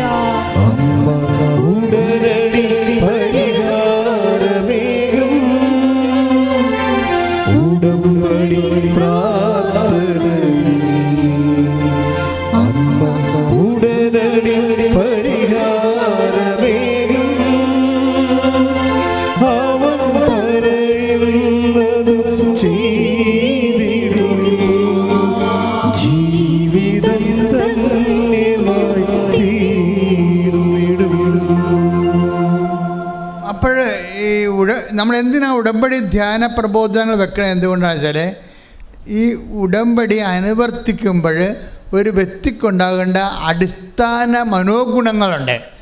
അതിലൊന്നാണ് ദൈവസ്നേഹം, പിന്നെ എന്താണ്? സത്യസന്ധത. ഇത് രണ്ടും കറക്റ്റ് ചെയ്താൽ തന്നെ ഉടമ്പടി ഉടനെ പോകാൻ തുടങ്ങും. ദൈവസ്നേഹവും സത്യസന്ധതയും. പിന്നെ വിഷയത്തിൽ നിന്ന് മനസ്സ് മാറ്റണം. ഇപ്പം നിങ്ങൾ ഭാര്യയും ഭർത്താവും തമ്മിൽ അകന്നിരിക്കുകയാണ്. അപ്പോൾ നിങ്ങൾ വന്ന് ഉടമ്പടി എടുത്ത് വണ്ടി കയറി വീട്ടിൽ ചെന്ന് ഇവിടെ ഉടനെ മെസ്സേജ് എടുത്ത് നോക്കാം. ദൈവമേ, അവിടെ ചെല്ലുമ്പോൾ തന്നെ കാല് കുത്തുമ്പോൾ തന്നെ ഭർത്താവ് വിളിക്കുമെന്നാണല്ലോ പറയണത്, നോക്കിയേക്കാവുന്നത്. ഒരു പരിപാടി ചെയ്തിട്ടില്ലേ, ആകപ്പാടെ വന്ന് ഉടമ്പടി എടുത്തിട്ടേ ഉള്ളൂ. ഇപ്പം തന്നെ റിസൾട്ടിനെ കുറിച്ച് അവളുടെ വിഷയത്തെക്കുറിച്ചും ആവശ്യമില്ലാത്ത ആദ്യമാണ്. ദൈവം അത് ചെയ്തോളും മോളെ. നീ ദൈവത്തെ ആദ്യം സ്നേഹിച്ച് നീ ദൈവവും തമ്മിലും നീ ഇപ്പോൾ ഭർത്താവുമായി ഡൈവേഴ്സ് ചെയ്ത കാര്യമല്ലേ, അയാൾ ഇനി പിള്ളേരുമായിട്ട് തന്നെ തിരിച്ചു വന്നോട്ടാ. എന്നാലും എത്ര കൊല്ലം നിങ്ങൾ ജീവിക്കും? 50 കൊല്ലം കൂടി ജീവിക്കും. പിന്നെ ചത്ത പോലെ രണ്ടും പല കാര്യമുണ്ടാ ഇല്ലേ? പക്ഷെ നിങ്ങൾ ദൈവവുമായി ഡൈവേഴ്സായല്ല. അതെന്താ നിങ്ങൾക്ക് പ്രശ്നമില്ലാത്തത്? ആദ്യം ദൈവവുമായിട്ട് ഡൈവേഴ്സായിട്ടല്ലേ ഭർത്താവുമായി ഡൈവേഴ്സ് ആയത്? അതല്ലേ നമ്മൾ ചിന്തിക്കേണ്ടത്. ആദ്യം ദൈവവുമായിട്ട് ഇന്നോ ഡൈവേഴ്സ് ആയിട്ടല്ലേ ഇപ്പോൾ ഭാര്യയുമായി ഡൈവേഴ്സ് ആയത്? നിങ്ങൾ ദൈവവുമായിട്ട് യൂണിയനിൽ വരിക. ആദ്യം പ്രാർത്ഥിക്കുക, കർത്താവായ ദൈവമേ, അങ്ങയുമായി അങ്ങയുമായി എനിക്കുണ്ടായിരുന്ന ബന്ധത്തിൽ നിന്ന് മോചനം നേടി ഞാൻ ഒറ്റയ്ക്ക് ജീവിച്ചു പോയ കാലങ്ങളെ ഓർത്ത് ഞാൻ മാപ്പ് ചോദിക്കുന്നു. കർത്താവേ, ആരെല്ലാം പിരിഞ്ഞാലും കുറച്ച് കാലത്തേക്കാണെന്നുള്ള ബോധ്യം എനിക്ക് നൽകണമേ. അതേസമയം അങ്ങുമായി പിരിഞ്ഞാൽ നിത്യദേവതയെ പിരിയുന്നു എന്നുള്ള സങ്കടങ്ങളാൽ എന്നെ അഭിഷേകം ചെയ്യണമേ. ശ്രദ്ധിക്കട്ടെ.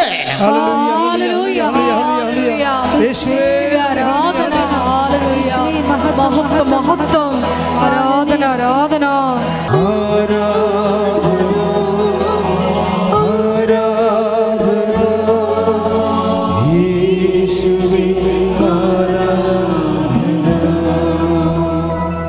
എന്തിനാണ് ഈ ഉടമ്പടി പ്രബോധനങ്ങളെന്നറിയാവോ?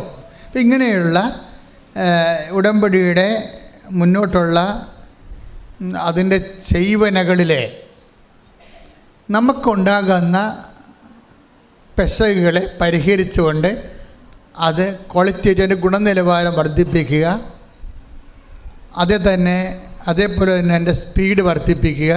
ഇതെല്ലാം ചെയ്യാൻ വേണ്ടി കുറച്ച് റിപ്പയറിങ് വേണം. അതിനാണ് അച്ഛൻ എപ്പോഴും ഉടമ്പടി ധ്യാനം നടത്തിയിരിക്കുന്നത്. പിന്നെ എന്താണ്, ഈശോയ്ക്ക് നിങ്ങൾക്കറിയാമല്ലോ, ഇപ്പം ശമരിയക്കാരൻ്റെ കഥ പറഞ്ഞപ്പോഴേ കർത്താവ് എന്താ പറഞ്ഞത്? നീയും പോയി അതുപോലെ ചെയ്യുക. അവൻ്റെ ചോദ്യം എന്തായിരുന്നു? 10:25 ചോദ്യം എന്തായിരുന്നു? ലുക്കാൻ്റെ സുവിശേഷം, ഗുരു, നിത്യജീവൻ അവകാശമാക്കാൻ ഞാൻ എന്ത് ചെയ്യണം? എന്ന് പറഞ്ഞേ. ഗുരു, നിത്യജീവൻ അവകാശമാക്കാൻ ഞാൻ എന്ത് ചെയ്യണം? അപ്പൊ ജീവനും അവകാശമാക്കാൻ ഞാൻ എന്ത് ചൊല്ലണമെന്നല്ല. അതാ പ്രശ്നം. ഉടമ്പടിയുടെ കണ്ടന്റ് അവിടെ ഉണ്ട് അല്ലേ? ഞാൻ എന്ത് ചെയ്യണം? അപ്പം അയാൾക്ക് മനസ്സിലായി, അയാൾക്ക് നിയമജ്ഞന് കാര്യം മനസ്സിലായി. ചൊല്ലിയത് കൊണ്ട് കാര്യമൊന്നുമില്ല, ചെയ്യേണ്ടി വരുമെന്നറിയാം. അത് കർത്താവിനോട് തന്നെ ചോദിച്ചു. നിത്യജീവൻ എനിക്ക് വേണ്ടത് 10-80 കൊല്ലത്തെ ജീവിതമല്ല, നിത്യത വരെയുള്ള ജീവിതമാണ്. അത് നിത്യത വരെയുള്ള ജീവിതം കിട്ടാൻ ചൊല്ലിക്കൊണ്ടിരുന്നാൽ ശരിയാകത്തില്ല. എന്തെങ്കിലും ചെയ്യേണ്ടി വരുമെന്ന് പുള്ളിക്കറിയാം. എന്തെങ്കിലും ചെയ്യേണ്ടി വരും. പക്ഷേ എന്താണ് ചെയ്യേണ്ടതെന്ന് പുള്ളിക്ക് അറിയത്തില്ല. അതൊരു കർത്താവിനോട് ചോദിച്ചു, ഞാൻ എന്താണ് ചെയ്യേണ്ടത്? അപ്പം ചെയ്യേണ്ടത്, ഒന്ന്, നീ ദൈവത്തെ സ്നേഹിക്കണം. രണ്ടാമത്, അയൽക്കാരനെ സ്നേഹിക്കണം. അപ്പോൾ അയാൾ ചോദിച്ചു, ആരാണ് എൻ്റെ അയൽക്കാരൻ? അപ്പോൾ പറഞ്ഞു, ബന്ധവും സ്വന്തവും വർഗവും മതവും ഒന്നും അല്ല നോക്കേണ്ടത്. മനുഷ്യന് ഒരു ആവശ്യം വന്നാൽ ആ മനുഷ്യനായിട്ടയാളെ കണ്ടിട്ട് ദൈവത്തിൻ്റെ പേരിൽ അയാളെ കാണണം. അയാളെ മതം നിങ്ങളുടെ മതക്കാരനായിരിക്കത്തില്ല, നിങ്ങളുടെ ജാതിക്കാരനായിരിക്കത്തില്ല. പക്ഷേ ഒരാവശ്യക്കാരനായി കണ്ടാൽ ആരായിട്ട് കാണണം? അയാളെ ദൈവമായിട്ട് കാണണം. അതാണ് പ്രശ്നം. എന്താണ്? അതുകൊണ്ടാണ് ഈശോ പറഞ്ഞത് ഞാൻ രോഗിയായിരുന്നു എന്ന് പറഞ്ഞത്. ഈശോ എന്ത് രസമാണെന്നറിയോ? ഞാൻ രോഗിയായിരുന്നു. ശ്രദ്ധിക്കട്ടെ.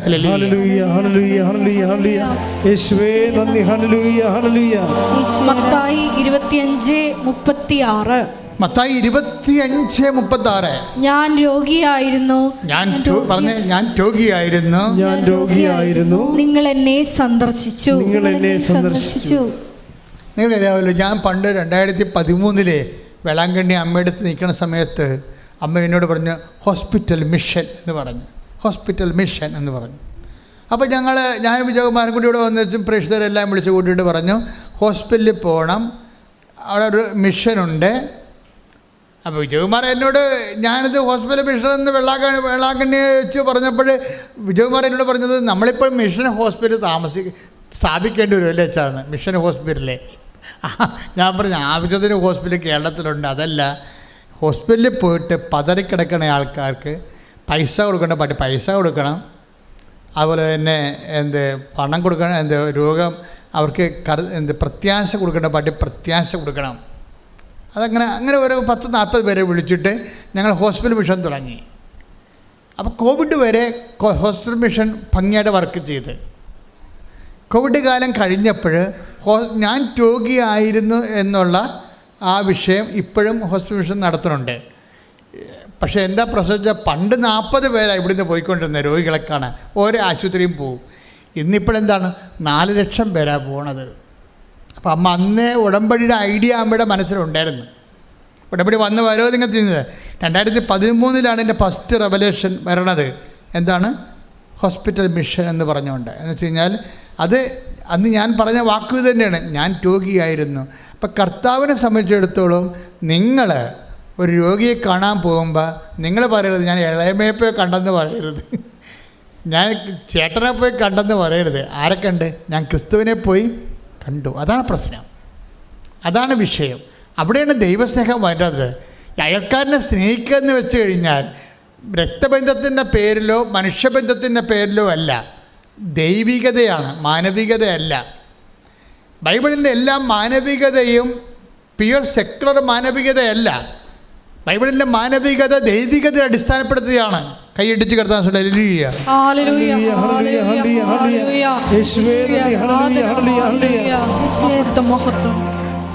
അത് ഇപ്പം ചില സെക്കുലർ സംഘടനകൾക്കെല്ലാം മാനവികതയ്ക്ക് പ്രാധാന്യം കൊടുത്തിട്ട് മനുഷ്യാവകാശമൊക്കെ പറയുന്ന ഫെഡറലായിട്ടുള്ള ആൾക്കാരുണ്ട്. അതുപോലെ തന്നെ ആധുനിക കാലങ്ങളിൽ ദൈവത്തെ മാറ്റി നിർത്തി ചിന്തിക്കുന്നവരും ആലോചിക്കുന്നവരും ജീവിക്കുന്നവരുമൊക്കെ മാനവികതയെക്കുറിച്ച് പറയാറുണ്ട്. കാര്യം ഇവന്മാർക്ക് എവിടെയെങ്കിലും ഒന്ന് കാലുകുത്തണ്ടേ? അതിന് ഇവർ എന്തിനു വേണ്ടി പ്രവർത്തിക്കുന്നോ, എന്തിനു വേണ്ടി ജീവിതം ഒഴിഞ്ഞു വെക്കണമെന്ന് ചോദിച്ചു കഴിഞ്ഞാൽ ഉടനെ അവർ പറയും മാനവികത എന്ന് പറയും. ഈ മാനവികത അടിസ്ഥാനം എന്താണ്? ദൈവികതയാണ്. അതുകൊണ്ടാണ് ക്രിസ്തു പറഞ്ഞത്, നിങ്ങളെ സഹായിക്കുമ്പോൾ ഞാൻ ഞാൻ നഗ്നനായിരുന്നു, നിങ്ങളെന്നെ ഉടുപ്പിച്ചു. അതെന്താണ്? അത് ആ ഉടുപ്പിക്കുന്ന വസ്തു നമ്മൾ ചെയ്യുമ്പോൾ നമ്മൾ കാണിക്കുന്ന മാനവികത ദൈവികതയിൽ അടിസ്ഥാനപ്പെടുത്തിയതാണ്. ദൈവികത അടിസ്ഥാനപ്പെടുത്താതെ ഒരു മാനവികത ചെയ്താൽ അതിൻ്റെ എത്തിക്സ് എവിടെ പോയി നിൽക്കും? ഓരോരുത്തരും പോയി നിൽക്കത്തില്ല. It is left in the air. താഴെ മുകളിൽ പൂവില്ല, താഴെ വേരുമില്ലാത്ത ഒരു ധാർമ്മികത എത്ര കാലം ഇവിടെ നിലനിൽക്കും? അതിനുവേണ്ടി ആർക്ക് രക്തസാക്ഷിയാകാൻ പറ്റും? സഭയിൽ എന്തുകൊണ്ടാണ് ഇത്തരം രക്തസാക്ഷികളുള്ളത്? അതായത് സഭയുടെ ധാർമ്മികതയ്ക്ക് കാലുകൊത്താനൊരു ഇടമുണ്ട്. സഭയുടെ ധാർമ്മികതയ്ക്ക് പൂത്തു നിൽക്കുമ്പോൾ അത് നിറയെ ഫലങ്ങൾ കായ്ക്കുന്നുണ്ടെങ്കിൽ അതിൻ്റെ അടിവേരുകൾ ദൈവത്തിൽ ഊന്നിയതാണ്. എന്തുകൊണ്ടാണ് രക്തസാക്ഷികൾ ആ ധാർമ്മിക മേഖല നമുക്ക് കൂടുതലുള്ളത്? വേദസാക്ഷികൾ മാതരേസായാലും ഫാദർ ഡാമിനായാലും അവിടെയൊക്കെ അവരുടെ ജീവിതം ഇതിനു വേണ്ടി ഹോമിച്ച് വെക്കുമ്പോൾ അതിൻ്റെ ഉദ്ദേശം എന്താണ്? ഒരു മാനവികതയിലാണ് അവർ നിൽക്കുന്നത്. പക്ഷേ അതിനെന്താണ്? ദൈവികതയാണ്. മാനവികത ദൈവികതയിൽ ഊന്നാത്ത മാനവികതയാണെങ്കിൽ നിങ്ങൾ ഒരു അധർമ്മത്തിൻ്റെ പേരിൽ മരിക്കാൻ നിങ്ങൾ തയ്യാറാകത്തില്ല, പക്ഷെ കൊല്ലാൻ നിങ്ങൾ തയ്യാറാകും. ചില സംഘടനകൾക്ക് ഇവിടെ രക്തസാക്ഷികൾ മുട്ടിട്ട് നടക്കാൻ പാടില്ല. എന്തുകൊണ്ടാണ്? ദൈവികതയില്ലാത്ത മാനവികത ആഘോഷിക്കുന്നവരെ സംബന്ധിച്ചിടത്തോളം അവർ കാണിച്ചു കൂട്ടുന്ന കാര്യങ്ങൾക്ക് നമുക്കറിയാം. ഏറ്റവും കൂടുതൽ രക്തസാക്ഷികൾ സൃഷ്ടിച്ചത് ആരാണെന്നറിയാം. മനുഷ്യന് നന്മയ്ക്ക് വേണ്ടി പോയി പ്രവർത്തിച്ചിട്ട് അതിൻ്റെ പേരിൽ സ്റ്റാൻസോമിയെപ്പോലെ രക്തസാക്ഷിയായ ആൾക്കാരൊന്നുമല്ല, മറിച്ച് അല്ലാതെ രക്തസാക്ഷിയായ ആൾക്കാർ, മനുഷ്യൻ്റെ കഴുത്തേക്കാരുടെ കൈമേടിച്ച് ജീവൻ പോയ ആൾക്കാരുണ്ട്. എന്താ പ്രശ്നം എന്ന് വെച്ച് കഴിഞ്ഞാൽ ധർമ്മം തന്നെയാണ് നീതി, നീതി തന്നെയാണ് ധർമ്മം എന്നൊക്കെ പറയുമ്പോഴേ ഈ ധർമ്മവും നീതിയും അടിയുറക്കണം എന്തിലാണ്? മാനവികതയാണെങ്കിൽ ആ മാനവികത പരിണാമ ശാസ്ത്രപ്രകാരം ഉരുത്തിരിഞ്ഞ് വന്നിട്ടുള്ളതാണെങ്കിൽ ആ മാനവികത ഒരു കുരങ്ങിൻ്റെ അടിസ്ഥാനത്തിൽ അതിനുള്ള കുരങ്ങിൻ്റെ ജീവിത പരിണാമത്തിൽ വന്നിട്ടുള്ള ഒരു ഭാവമാറ്റമായിട്ടും പുതിയ കാലത്ത് ഒരു പരിണിതിയായിട്ടേ വരത്തുള്ള. അതിന് ആ സാൻമാർഗതയ്ക്ക് എവിടെ നിലനിൽപ്പുള്ളത്? അപ്പം ദൈവികതയിൽ ഊന്നാതെ ഒരു മാനവികതയില്ല. അതുകൊണ്ടാണ് ക്രിസ്തു പറഞ്ഞത്, ഞാൻ രോഗിയായിരുന്നു, ഞാൻ നഗ്നനായിരുന്നു, നിങ്ങളെന്നെ ഉടുപ്പിച്ചു, ഞാൻ കാരാഗ്രഹവാസി, എല്ലാം ഞാനായിരുന്നു എന്ന് പറയും. എന്നിട്ട് ആരാണ്? ദൈവത്തെ കാണാൻ പറഞ്ഞിരിക്കുകയാണ്. കർത്താവിൻ്റെ വചനത്തിൽ നിങ്ങൾ ശത്രുക്കൾക്ക് വേണ്ടി പ്രാർത്ഥിക്കുവിൻ, അവരെ ആശീർവദിക്കുവിൻ എന്നൊക്കെ ഈശോ പറയത്തില്ലേ? അതായത് അത് റിവൈസ് ചെയ്യുമ്പോൾ പൗലോസ് അപ്പോസ്തലൻ അപ്പോസ്തലിക പാരമ്പര്യത്തിൽ പറയണത് നിങ്ങളെ അവരെ ആശീർവദിക്കുക അല്ലാതെ ശപിക്കരുതെന്ന് പ്രത്യേകം പറയും. Take the word of God. ശ്രദ്ധിക്കട്ടെ. ഹല്ലേലൂയ, ഹല്ലേലൂയ, ഹല്ലേലൂയ, ഹല്ലേലൂയ. യേശുവേ നന്ദി, യേശുവേ സ്തുതി. ഹല്ലേലൂയ, ഹല്ലേലൂയ, ഹല്ലേലൂയ. റോമ 12:14. റോമ 12:14. നിങ്ങളെ പീഡിപ്പിക്കുന്നവരെ അനുഗ്രഹിക്കുവിൻ. എന്ന് പറഞ്ഞ് നിങ്ങളെ പീഡിപ്പിക്കുന്നവരെ അനുഗ്രഹിക്കുവിൻ. അനുഗ്രഹിക്കുകയല്ലാതെ ശപിക്കരുത്. അങ്ങനെ ഒരു പ്രബോധനം നൽകാൻ ആർക്ക് കഴിയും? ദൈവത്തിന് മാത്രമേ കഴിയത്തുള്ളൂ. അതാണ് പ്രബോധനമെങ്കിൽ അത് മനുഷ്യന് ചെയ്യാൻ പാടുള്ളതാണെങ്കിൽ അത് പറയാൻ ആർക്ക് പറ്റും? ദൈവത്തിനേ പറ്റത്തുള്ളൂ. ക്രിസ്തുവിന് മാത്രമേ അത് പറയാൻ പറ്റത്തുള്ളൂ. നിങ്ങളെ പീഡിപ്പിക്കുന്നവർക്ക് വേണ്ടി പ്രാർത്ഥിക്കുവിൻ, അവരെ അനുഗ്രഹിക്കുവിൻ. അനുഗ്രഹിക്കുകയല്ലാതെ ശപിക്കരുത്. അനുഗ്രഹിക്കുകയല്ലാതെ ശപിക്കരുത്. ഇപ്പം ചില ആൾക്കാർ മനസ്സില്ലാ മനസ്സോടെയൊക്കെ അനുഗ്രഹിക്കല്ലേ. എൻ്റെ മക്കളെ, ഇത് നമുക്കിതിൽ പാടുള്ള പരിപാടിയാണ്. നിങ്ങൾ ഉടമ്പടി എന്ന് പറയുമ്പോൾ 2 തിരിയും കത്തിച്ച് 2 പത്രവും കൊടുത്ത് കുറച്ച് പ്രത്യക്ഷീണ പ്രാർത്ഥനയും ചെയ്തുകൊണ്ടിരിക്കുന്ന മിനിമം പരിപാടി ഉണ്ട് അതിൻ്റെ അകത്ത്. അതുകൊണ്ട് വർക്കൗട്ട് ചെയ്യും. പക്ഷേ ഉടമ്പടി വളർച്ച എന്ന് പറയണത് ഒരു ദൈവികതയിലേക്ക് വളരുകയാണ്. നമ്മുടെ സംസ്കാരമാണ് വരണത്. ഒരു സംസ്കരിച്ച് നമ്മൾ വളർന്ന് വരികയാണ്. ഇത് വളർന്ന് മറിഞ്ഞ അനുസരിച്ചുകൊണ്ട് എൻ്റെ മക്കൾ പ്രാർത്ഥിക്കേണ്ടതേ, നമുക്ക് ഉടമ്പടി ഇപ്പോൾ എത്രയോ പേര് മാതാവിനെ നേരിട്ട് കണ്ടല്ലേ, അല്ലേ? എത്രയോ പേര്. ഇപ്പം കഴിഞ്ഞ ദിവസം ഒരു സാക്ഷ്യം ഉണ്ടായിരുന്നു. മേരി ജോർജ് എന്ന് പറഞ്ഞൊരു മോളാണ്. നമ്മുടെ യൂട്യൂബിൽ ആ സാക്ഷ്യം കിടക്കുന്നുണ്ട്. ഇപ്പം മേരി ജോർജിന് അവർ പക്കാ കരിസ്മാറ്റിക്കാണ്. അവർക്ക് ഇവിടെ വരാൻ താല്പര്യമില്ല. അപ്പം ചില കരിസ്മാറ്റിക്കാർക്ക് അങ്ങനെ ഉണ്ട്. എന്താണെന്ന് കാര്യമൊന്നും അറിയാൻ പാടില്ലാത്തത് കൊണ്ട് അവരങ്ങനെ വരത്തില്ല. കാര്യം അവർക്ക് തെറ്റായ ബോധ്യങ്ങൾ ആരോ പറഞ്ഞു കൊടുത്ത് പറ്റിച്ചിരിക്കുകയാണ്. പക്ഷെ അവിടെ മകള് പറഞ്ഞത്, മക്കളില്ല, അവർക്ക് മക്കളില്ല. ആരും മേരി ജോർജിൻ്റെ മകൾക്ക് മക്കളില്ല. അപ്പോൾ അവളൊരു ധ്യാനത്തിൽ പോയപ്പോൾ അവിടെ ധ്യാനം കൂടിയപ്പോൾ IVF എടുക്കുന്നതിനെക്കുറിച്ച് പറഞ്ഞപ്പോൾ അവിടുത്തെ ധ്യാനഗുരു പറഞ്ഞു, ഈ 4 സിദ്ധാന്തം ഉണ്ടാക്കിയിട്ട് അതിൽ 3 കൊന്നു കളഞ്ഞിട്ട് 1 നിൻ്റെ വയറ്റിൽ വെച്ച് തരത്തുള്ളൂ. അപ്പം നീ കാരണം വേറെ 3 സിദ്ധാന്തങ്ങൾ സൈഗോട്ട് ഡാമേജ് ആയി പോകുമെന്ന് പറയും. അപ്പോൾ അവൾ ഒക്കെ ഒരു ആന്തരിക ബുദ്ധി കിട്ടി. അവളൊരു തീരുമാനം എടുത്ത്. അവളെന്താ പറയണത്? അങ്ങനെയാണെങ്കിൽ ഞാൻ കാരണം 3 കുഞ്ഞുങ്ങൾ വേറെ നഷ്ടപ്പെട്ടു പോകുകയാണെങ്കിൽ അങ്ങനെ 3 കുഞ്ഞുങ്ങളെ കൊന്നിട്ട് എനിക്കൊരു കുഞ്ഞിനെ വേണ്ടെന്ന് പറഞ്ഞ് അവളൊരു തീരുമാനം എടുക്കും. എൻ്റെ മക്കളിൻ്റെ പ്രശ്നം ഇത് ഇപ്പം നോക്കി, ഈ കുട്ടി എന്താ പറയണത്? അവളൊരു 10, 22, 24 വയസ്സുള്ള കുട്ടിയാണ്. അവൾ പറയണത് എന്താണ്? ഈ IVF എടുത്തുകൊണ്ട് 3 കുഞ്ഞുങ്ങൾ 4 സൈഗോട്ടുകൾ ഉണ്ടാക്കിയിട്ട് അതിൽ 1 നമുക്ക് ആവശ്യമുള്ള ഗർഭപാത്രത്തിൽ വെച്ചിട്ട് ബാക്കി 3 കൊന്നുകളെന്ന് പറഞ്ഞില്ലേ, അതിനെ തട്ടിക്കളയെന്ന് പറയുമ്പോൾ അവളെന്താ തീരുമാനിച്ചിരിക്കുന്നത്? ഞാൻ കാരണം എനിക്ക് കുഞ്ഞിനെ കിട്ടില്ലെങ്കിലും കുഴപ്പമില്ല, ഞാനൊരു കൊലപാതകയായിട്ട് തീരാൻ ഞാൻ ആഗ്രഹിക്കണില്ല. അതുകൊണ്ട് എൻ്റെ കർത്താവിൻ്റെ വചനം മാറ്റിയിട്ട് എനിക്ക് കുഞ്ഞിനെ കിട്ടില്ലെങ്കിൽ കുഴപ്പമില്ല, ഞാൻ കർത്താവിൻ്റെ കൃപ നഷ്ടപ്പെടുത്തി കളയത്തില്ല. അവളുടെ തീരുമാനമെടുത്ത്. എന്നിട്ട് അവൾ അമ്മയോട് പറയും, ഞാൻ ഇനി കൃപാസനത്തിൽ പോയി നോക്കട്ടെ, പരിശുദ്ധ അമ്മ എന്നാ പറയണം നോക്കട്ടെ എന്ന് പറയും. അപ്പോൾ ഇവളുടെ അമ്മ പറയും, മേരി ജോർജ് പറയും, നീ കൃപാസനത്തിൽ പോകരുത്, അത് ചുമ്മാ തട്ടിപ്പൊക്കെ കൊണ്ടിരിക്കുകയാണ്. അവർക്കറിയത്തില്ലല്ല. അവരുടെ അച്ഛനെ വെള്ളം കണ്ടി പോയിട്ട് എന്തോ ദർശനം ഉണ്ടായെന്ന് പറഞ്ഞുകൊണ്ട് വന്ന് ആൾക്കാർക്ക് പത്രമൊക്കെ കൊടുത്ത് കാശ് മേടിക്കണമെന്ന് പറയും. അവരിങ്ങനെ പറയണതാണ് സംഭവം. അവർക്കതിനെക്കുറിച്ച് അറിയത്തില്ല. അപ്പോഴേ അവർ വിടത്തില്ല. പക്ഷേ എങ്കിലും അവൾ പറയില്ല, എനിക്കിപ്പോൾ എൻ്റെ അവസ്ഥ ഇതാണല്ല, ഇനി വേറെ കേരളത്തിൽ പോകാൻ സ്ഥലമില്ലല്ലോ, അതാണ് അവരുടെ മനസ്സിൽ പറയണത്. അതുകൊണ്ട് ഞാൻ ഇവിടെ വന്ന് നോക്കട്ടെ എന്ന് പറഞ്ഞു. ഇവിടെ വന്ന് അവൾ നോക്കി. അവളോട് വന്ന ഉടനെ ഉടമ്പടി എടുക്കും. ഉടമ്പടി എടുത്ത് ഒരാഴ്ചക്കുള്ളിൽ അവൾ പ്രഗ്നൻ്റ് ആവും. ഒരാഴ്ചക്കുള്ളിൽ. അമ്മ ഇത് ഭയങ്കര സ്പീഡാണല്ലേ. നമ്മളെ എന്താ ഇവിടെ സത്യസന്ധ അവളെ പറഞ്ഞില്ലേ, നേരത്തെ പറഞ്ഞില്ലേ എനിക്ക് IVFൻ്റെ കുഞ്ഞ് വേണ്ടെന്ന് പറഞ്ഞില്ലേ, അത് അമ്മ കേട്ടല്ല. അവിടെയൊക്കെ സത്യസന്ധമാണല്ലോ വിഷയം. 3 കുഞ്ഞുങ്ങൾ നഷ്ടപ്പെടുത്തിക്കൊണ്ടൊരു കുഞ്ഞിന് എനിക്ക് വേണ്ട എന്ന് അവൾ തീരുമാനം എടുത്തില്ലേ. അപ്പോൾ അവൾ ഞാൻ കുഞ്ഞിലാ ജീവിച്ചോളാം എൻ്റെ കർത്താവിനെ വേദനിപ്പിച്ചുകൊണ്ടും കൊല്ലരുതെന്ന് പറഞ്ഞ പ്രമാണം 5-ാം പ്രമാണം ലംഘിച്ചുകൊണ്ടും എനിക്ക് കുഞ്ഞിനെ വേണ്ട എന്നൊരു തീരുമാനം എടുത്തത് ദൈവം കേട്ട്. നിങ്ങൾക്കറിയാവില്ല ദൈവത്തിൻ്റെ സ്വഭാവം. നീ ഇരിക്കുന്നതും നിൽക്കുന്നതും എടുത്ത് ഒന്ന് വായിച്ചേ, 139 ഒന്നൂര് വായിച്ചേ, സങ്കീർത്തനം. ശ്രദ്ധിക്കട്ടെ. ഹല്ലേലൂയ ഹല്ലേലൂയ ഹല്ലേലൂയ ഹല്ലേലൂയ യേശുവേ നന്ദി. Hallelujah hallelujah.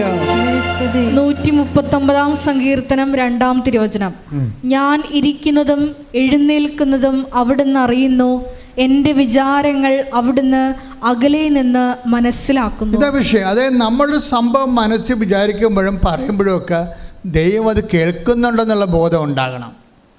അതെല്ലായിടത്തും ഉണ്ടാകണം. ദൈവത്തിനൊന്നും മറക്കാൻ പറ്റത്തില്ല. നീ എവിടെ പോയി ഒളിച്ചാൽ ആ താഴേക്ക് വായിച്ച് എൻ്റെ നടപ്പും കിടപ്പും അങ്ങ് പരിശോധിച്ചറിയുന്നു, എൻ്റെ മാർഗങ്ങൾ അങ്ങേക്ക് നന്നായി അറിയാം. ആകാശത്തിൽ കയറിയാൽ അങ്ങ് അവിടെയുണ്ട്, ഞാൻ പാതാളത്തിൽ കിടക്ക വിരിച്ചാൽ അങ്ങ് അവിടെയുണ്ട്. Praise the Lord. അതായത് നമ്മൾക്ക് ദൈവത്തിൻ്റെ മുമ്പിൽ നിന്ന് മറഞ്ഞിരിക്കാൻ പറ്റത്തില്ല. ചില വിഡ്ഢിയുടെ പറയവേ, പിന്നെ 10,000 കോടി മനുഷ്യരല്ലേ, അവരിൽ നമ്മുടെ കാര്യം എങ്ങനെയാണ് ദൈവത്തിന് അറിയാൻ പറ്റുക? ജനക്കൂട്ടത്തിൽ ഒളിച്ച് നടക്കണ വിഡ്ഢികാന്മാരുണ്ടേ, ജനക്കൂട്ടത്തിൽ ഒളിച്ച് നടക്കണ വിഡ്ഢിയാന്മാർ. നിങ്ങൾ പറയണത് ദൈവത്തിന് എങ്ങനെ അറിയാൻ പറ്റുമെന്നാണ്. നിങ്ങൾക്കറിയാമല്ലോ, ഈ ആൾക്കാർ നടക്കുന്ന കാര്യങ്ങൾ അറിയാൻ പാടില്ലേ? ആൾക്കാർ നടക്കുന്ന ഓരോ വ്യക്തിയെക്കുറിച്ചും, ഓരോ വ്യക്തിയുടെ ചിന്തകൾ, ചെയ്തികൾ, ആ വ്യക്തിയുടെ മൂവ്മെൻറ്റ്സ്, എല്ലാ കാര്യങ്ങളെക്കുറിച്ചും കർത്താവിൻ്റെ തിരുസന്നിധിയിൽ കൃത്യജ്ഞാനമുണ്ട്. അതുകൊണ്ട് തന്നെ എന്തുമാത്രം നമ്മൾ വിശുദ്ധിയോടെ ജീവിക്കുക. ഒന്ന് പ്രാർത്ഥിച്ച മക്കളെ. കർത്താവായ ദൈവമേ, സത്യസന്ധമായി ജീവിക്കാൻ, വിശുദ്ധിയോടെ സാക്ഷിയാകാൻ എനിക്ക് ആന്തരികമായ ശക്തി നൽകണമേ. Praise the Lord. ഹല്ലേലൂയ. അതായത് ഉടമ്പടി ദൈവമായിട്ടുള്ള ഒരു ഇൻട്രാക്ഷനുള്ള പേഴ്സണൽ പ്രസൻസ് ഫീൽ ചെയ്യുന്ന ഏറ്റവും വലിയ ഒരു പ്രാർത്ഥനാ പദ്ധതിയാണ്. കാര്യം ഇപ്പം കഴിഞ്ഞ വർഷത്തിൽ ഞാൻ ഈ വരുന്ന മേരി ജോർജിൻ്റെ സാക്ഷ്യം തന്നെ കേൾക്കാം. ആ മകള് കുഞ്ഞുമായിട്ടാണ് വന്ന് സാക്ഷ്യം പറഞ്ഞു. അതൊക്കെ പെട്ടെന്ന് നടക്കുന്ന കാര്യങ്ങളാണ്. അവൾ ഓക്കെ ആയത് കാരണം, അവൾ വിശ്വാസപരമായിട്ട് ഓക്കെയാണ് ആൾ.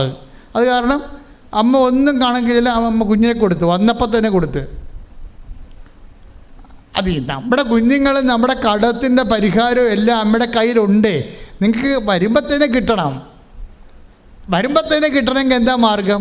നിങ്ങൾ അതനുസരിച്ചൊന്ന് ജീവിതം ഒന്ന് ക്രമീകരിച്ചാൽ മതി. നിങ്ങളുടെ ഈ വിചാരങ്ങളാണ് പ്രോബ്ലം. എനിക്കങ്ങനെ തോന്നിയിരിക്കണത്. വിചാരങ്ങളാണ് പോണത്.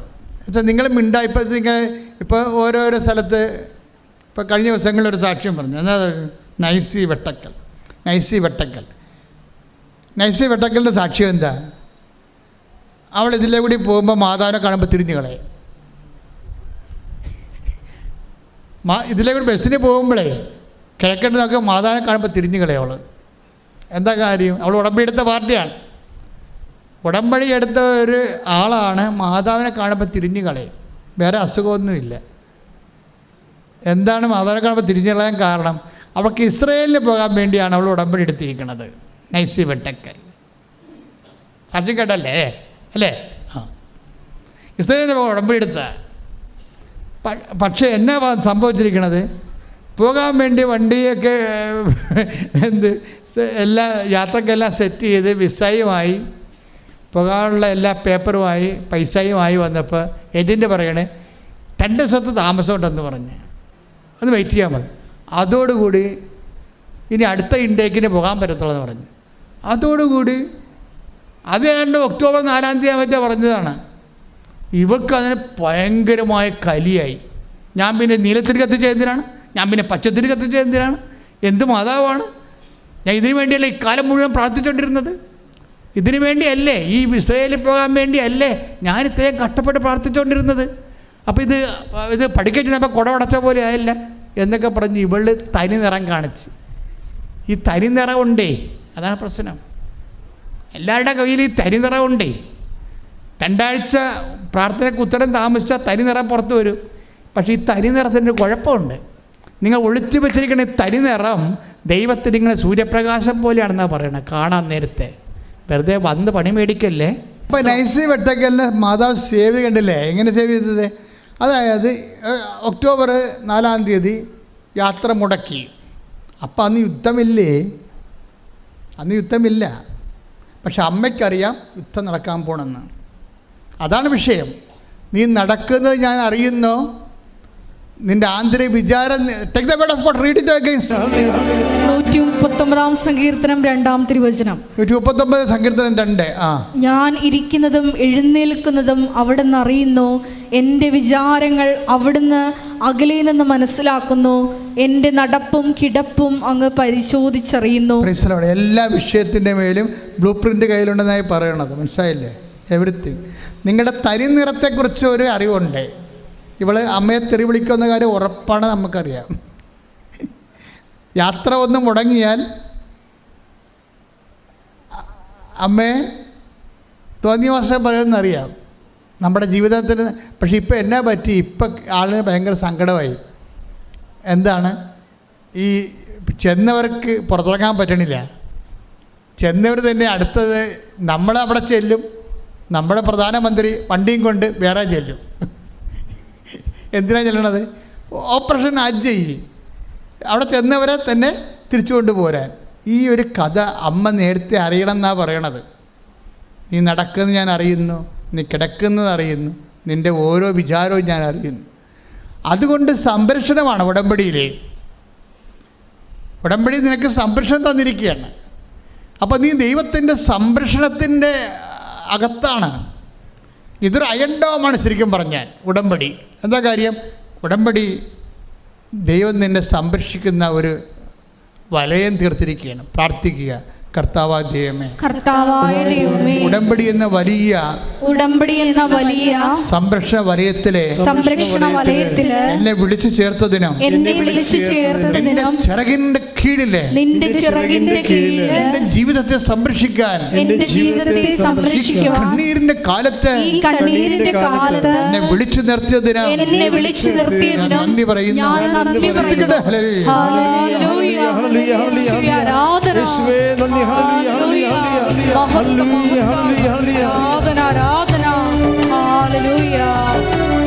ഒന്ന് എഴുന്നേറ്റ് എല്ലാവരും എഴുന്നേറ്റ് ശ്രദ്ധിക്കട്ടെ. ഹല്ലേലൂയ, ഹല്ലേലൂയ, ഹല്ലേലൂയ, യേശുവേ നന്ദി. ഹല്ലേലൂയ. ഞങ്ങളുടെ ക്ലേശകാലത്ത് കൃപാസനം എന്ന കൂടാരത്തിൽ ഉടമ്പടിയുമായി ഞങ്ങളെ ബന്ധിപ്പിച്ചതിന് നന്ദി പറയുന്നു. ഹല്ലേലൂയ, യേശുവേ ആരാധന. ഹല്ലേലൂയ.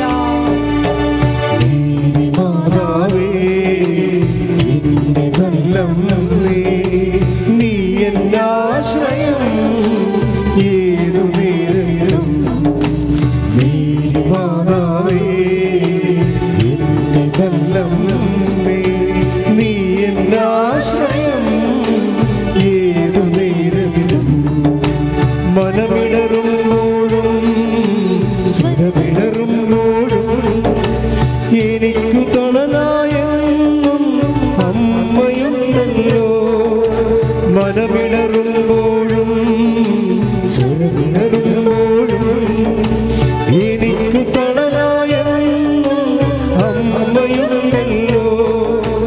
അമ്മേ നിൻ നീലയങ്കിക്കുള്ളിലെന്നെ ഒതിഞ്ഞു സംരക്ഷിച്ചിടേണമേ. അമ്മേ നിൻ നീലയങ്കിക്കുള്ളിലെന്നെ ഒതിഞ്ഞു സംരക്ഷിച്ചിടേണമേ. കൈകൾ ഉയർത്തിയടിച്ചുകൊണ്ട് ചേർന്ന് പാടാം. മാതാവേ എന്നെ നല്ലമ്മേ, നീ എൻ്റെ ആശ്രയം ഏതു നേരം. മാതാവേ എന്നെ നല്ലമ്മേ, നീ എൻ്റെ ആശ്രയം ഏതു നേരം. മനമിടറുമ്പോഴും സ്വരമിടറുമ്പോഴും എനിക്കു തണലായെന്നും അമ്മയുണ്ടല്ലോ.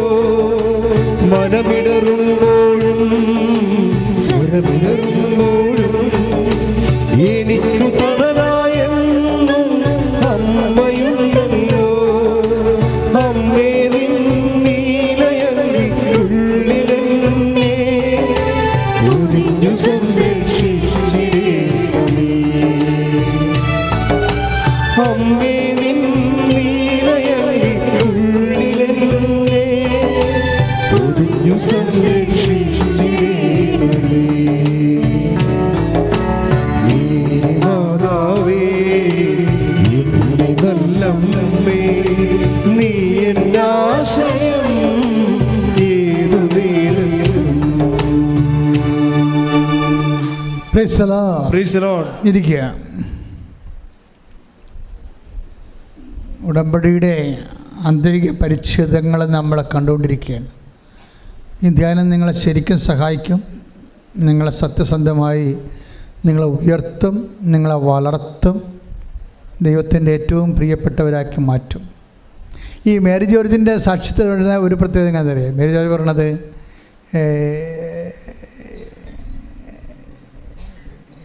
എനിക്ക് അപ്പം ഈ ആദ്യം മകൾ വന്ന് സാക്ഷ്യം ആദ്യം മകൾ വന്ന് ഉടമ്പടി എടുത്തിട്ട് മകൾ ചെന്ന് അവിടെ കാര്യങ്ങളൊക്കെ പറഞ്ഞപ്പോൾ മേരി ജോർജിൻ്റെ മനസ്സും മാറിയായിരുന്നു. അവരും വന്ന് ഉടമ്പടി എടുത്ത് ഭയങ്കര തട്ടിപ്പാണെന്നൊക്കെ പറഞ്ഞിട്ട് അവർക്ക് കാര്യം മനസ്സിലായി. ഇത് ആൾക്കാർ നമ്മുടെ ശത്രുക്കൾ പറഞ്ഞ് പരത്തുന്ന കാര്യങ്ങളാണ്. അപ്പോൾ അവർ വന്ന് ഉടമ്പടി എടുത്ത് കഴിഞ്ഞപ്പോൾ ഈ മേരി ജോർജ് നേരിട്ട് ഉടമ്പടി എടുത്തു കഴിഞ്ഞപ്പോൾ അവരുടെ സാക്ഷി യൂട്യൂബിലുണ്ട്, നോക്കണേ. അവരുടെ പ്രശ്നങ്ങൾ, കുറേ പ്രശ്നങ്ങളുണ്ട് അവർക്ക്. അവർ പറയും ബൈബിൾ വായിക്കണമെന്ന് പറഞ്ഞപ്പോൾ ഞാൻ ബൈബിള് വായിക്കാറുണ്ട്, പക്ഷെ അതല്ല പ്രശ്നം.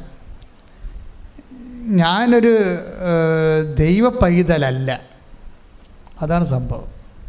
അവൾ കരിസ്മാറ്റിക് ആണെന്ന് പറഞ്ഞാണ് ഫുള്ളൻ, പക്ഷെ അവർ തന്നെ പറയുന്നത് ഞാനൊരു ദൈവ പൈതലല്ല എന്ന് പറയും. അതിനവർ പറയുന്ന ന്യായം എന്താണെന്നറിയാവോ? ആ ന്യായം നമ്മൾ കേൾക്കണം. അവർ പറഞ്ഞത് ഞാൻ ദൈവ പൈതൽ, ഇപ്പം ദൈവാത്മാവിനാൽ നയിക്കപ്പെടുന്നവരെല്ലാം ദൈവമക്കളാണ്. ദൈവത്തിൻ്റെ മക്കളാണെങ്കിൽ റോമ 8:14 ദൈവാത്മാവിനാൽ നയിക്കപ്പെടുന്നവർ ദൈവത്തിൻ്റെ മക്കളാണെങ്കിൽ അവകാശികളാണ്. പക്ഷെ ഞാൻ അവകാശിയല്ല എന്ന് പറയും. അതാ പ്രശ്നം. ഉടമ്പടി അവകാശം പ്രാപിക്കുന്ന പ്രാർത്ഥനയാണല്ലോ. അപ്പോൾ മേരി ജോർജ് പറയും ഞാൻ മക്കളാണ്, പക്ഷേ ഞാൻ അവകാശിയല്ല. എന്താ കാര്യം അങ്ങനെ പറയാൻ കാര്യം എന്താ? അത് നമ്മൾ ചിന്തിക്കേണ്ടതാണ്. അവർ പറയണതേ 8:17 എടുത്ത് റോമ 8:17 ശ്രദ്ധിക്കട്ടെ. ഹല്ലേലൂയ. റോമ 8:17 നാം മക്കളെങ്കിൽ അവകാശികളുമാണ്, ദൈവത്തിൻ്റെ അവകാശികളും ക്രിസ്തുവിൻ്റെ കൂട്ടവകാശികളും. അപ്പം ഇവർ അവകാശികളല്ല എന്നാണ് പറയണത്. എന്താ കാര്യം വെച്ചാൽ എനിക്ക് ക്ഷമിക്കാൻ പറ്റണില്ലെന്ന്. അതാണ് സംഭവം. ഈ സാക്ഷ്യം പറയുന്ന ആൾക്കാർ നമ്മളെ നല്ല ശരിക്കും ധ്യാനിപ്പിക്കുകയും ചിലർ അവർ സ്വന്തമായിട്ട് മനസ്സിലാക്കുകയാണ്. കാര്യം എന്താ? ഞാൻ കർത്താവിൻ്റെ വാക്ക് പാലിക്കണില്ല. എന്താ കാര്യം? എനിക്ക് വൈരാഗ്യം മനസ്സിൽ സൂക്ഷിച്ചിരിക്കുകയാണ്. കാര്യം ഇവരെന്തോ ഒരു സഹകരണ സംഘത്തിലാണ് ഈ അയൽക്കൂട്ടമൊക്കെ ഉണ്ടാവില്ല. പിന്നെ എന്താണ്, നിങ്ങൾക്ക് കുറേ സംഭവങ്ങളൊക്കെ നാട്ടിൽ സഹകരണ സംഘമുണ്ട്, പിന്നെ എന്തുണ്ട്, കുടുംബശ്രീയൊക്കെ ഉണ്ട്. അപ്പോൾ ഇവർ കുടുംബശ്രീയിൽ നിന്ന് അവർ പുറത്താക്കിയിരിക്കണം എന്ന് തോന്നുന്നു. കുടുംബശ്രീയിൽ ചിലരകത്താക്കും, ചിലർ പുറത്താക്കും. എല്ലാം സാമ്പത്തിക വിഷയമാണല്ലോ. അപ്പോൾ ഇവർക്ക് ഭയങ്കര സങ്കടം. അത് കാരണം ഈ തന്നെ പുറത്താക്കിയ ആൾക്കാരോട് ക്ഷമിക്കാൻ പറ്റണില്ല. അതുകൊണ്ട് തന്നെ ഞാൻ അവകാശിയല്ല എന്നാണ് ഭയങ്കര. നിങ്ങളൊക്കെ ചിന്തിച്ചേക്കണം ഈ വിഷയം. അതായത് ഞാൻ അവകാശിയല്ല എന്നാണ് ഇവൾ പറയണത്. എനിക്ക് അവകാശിയാകണം, അവരോട് ക്ഷമിക്കണം.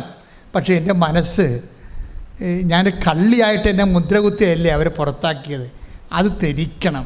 അപ്പം ഞാൻ അമ്മയോട് പറഞ്ഞു, അമ്മേ ഞാൻ അമ്മയിൽ അഭയം പ്രാപിച്ചിരിക്കണം. ഉടമ്പടി എടുത്തപ്പോൾ അമ്മ ഇത് തെളിച്ച് തന്നെ എൻ്റെ ഈ വിഷമം കണ്ടിട്ട് എൻ്റെ സത്യാവസ്ഥ നാട്ടുകാർക്ക് ബോധ്യപ്പെടണം. ഞാൻ കാലണ ഒരു മനുഷ്യൻ്റെ എടുത്തിട്ടില്ല, പക്ഷേ അത് നാട്ടിൽ കാലിയപ്പോൾ മുമ്പ് ഞാൻ കള്ളിയാണ്. അതുകൊണ്ട് അമ്മ ഇത് തിരിച്ചു തരണം, എനിക്കൊരു അടയാളം തരണമെന്ന് പറഞ്ഞു. അടയാളം തരണമെന്ന് പറഞ്ഞപ്പോൾ തന്നെ അവരന്ന് സ്വപ്നത്തിൽ ഒരു മുസ്ലിം വേഷധാരിയായ ഒരു ചെടുത്തി തൻ്റെ 12 വയസ്സുകാരൻ പയ്യനുമായിട്ട് നടന്നു പോവുകയാണ്. സ്വപ്നത്തിലാണ്, അടയാളം കൊടുത്തതാണ്. കാര്യം അമ്മ ഈ വെയിലൊക്കെ ഇട്ടേക്കുമല്ല. അപ്പം അതാണ് അവരുടെ സാക്ഷ്യം വേണ്ട, അവർ പറഞ്ഞതാണ് ഞാൻ പറഞ്ഞത്. അപ്പോൾ എനിക്ക് മനസ്സിലായി അമ്മ ഈ വിഷയം ടേക്കപ്പ് ചെയ്തെന്ന്. കാര്യം അമ്മ എല്ലാവർക്കും അടയാളം കൊടുക്കുന്നുണ്ടല്ലോ, ചോദിക്കണ എല്ലാവർക്കും അടയാളം കൊടുക്കുന്നുണ്ട്. 12 വയസ്സുള്ള ഈശോയുമായിട്ട് അമ്മ യാത്ര ചെയ്യുന്ന ഒരു അടയാളം കിട്ടി. അത് കഴിഞ്ഞ് ഞാനൊരു സ്വപ്നം കണ്ടത് എന്താണ്, അമ്മ എൻ്റെ അടുത്ത് വന്നിരുന്ന്, എന്നിട്ട് അമ്മ എന്നോട് പറഞ്ഞു പാസ്ബുക്ക് എല്ലാം എടുപ്പിച്ചു. പാസ്ബുക്കെല്ലാം എടുപ്പിച്ച് പറഞ്ഞത് ഇത് 16,000 രൂപയുണ്ട്, അത് നിൻ്റെ അനുവാദത്തോടെ അവർ ബാങ്കിൽ നിന്ന് എടുത്തതാണ്. വേറെ ഒരു 23,000 രൂപയുണ്ട്, അത് നിൻ്റെ അനുവാദം ഇല്ലാതെ ബാങ്കിൽ നിന്ന് എടുത്തതാണ്, നീ അവിടെ പാസ്ബുക്കെല്ലാം കളക്ട് ചെയ്യാൻ പറഞ്ഞു. നിങ്ങളൊന്ന് ചിന്തിച്ച് നോക്കിയേ, ഒരു സാക്ഷ്യത്തിൻ്റെ ഈ അതായത് സാക്ഷ്യമാണ് പോക്കുണ്ടല്ലേ, നമ്മളുടെ പ്രശ്നം പർട്ടിക്കുലർ പ്രോബ്ലം എന്താണ്, ആ പർട്ടിക്കുലർ പ്രോബ്ലം അതുപോലെ പഠിച്ചിട്ട് പിറ്റേ ദിവസം തന്നെ ഇവരെല്ലാത്തിനെയും വിളിപ്പിച്ചു, എല്ലാത്തിൻ്റെയും പാസ്ബുക്ക് എടുപ്പിച്ചു. അപ്പോഴേ ഈ അവർ അമ്മ പറഞ്ഞ പോലെ തന്നെ 23,000 രൂപ എൻ്റെ അനുവാദമില്ലാതെ ഇവർ ബാങ്കിൽ നിന്ന് എടുത്തത് ഞാൻ പാസ്ബുക്കിൽ കണ്ടത്. അപ്പോൾ കറക്റ്റ് ചെയ്ത്. Praise the Lord. Hallelujah. Mary മാതാവേ സ്തുതിക്കട്ടെ.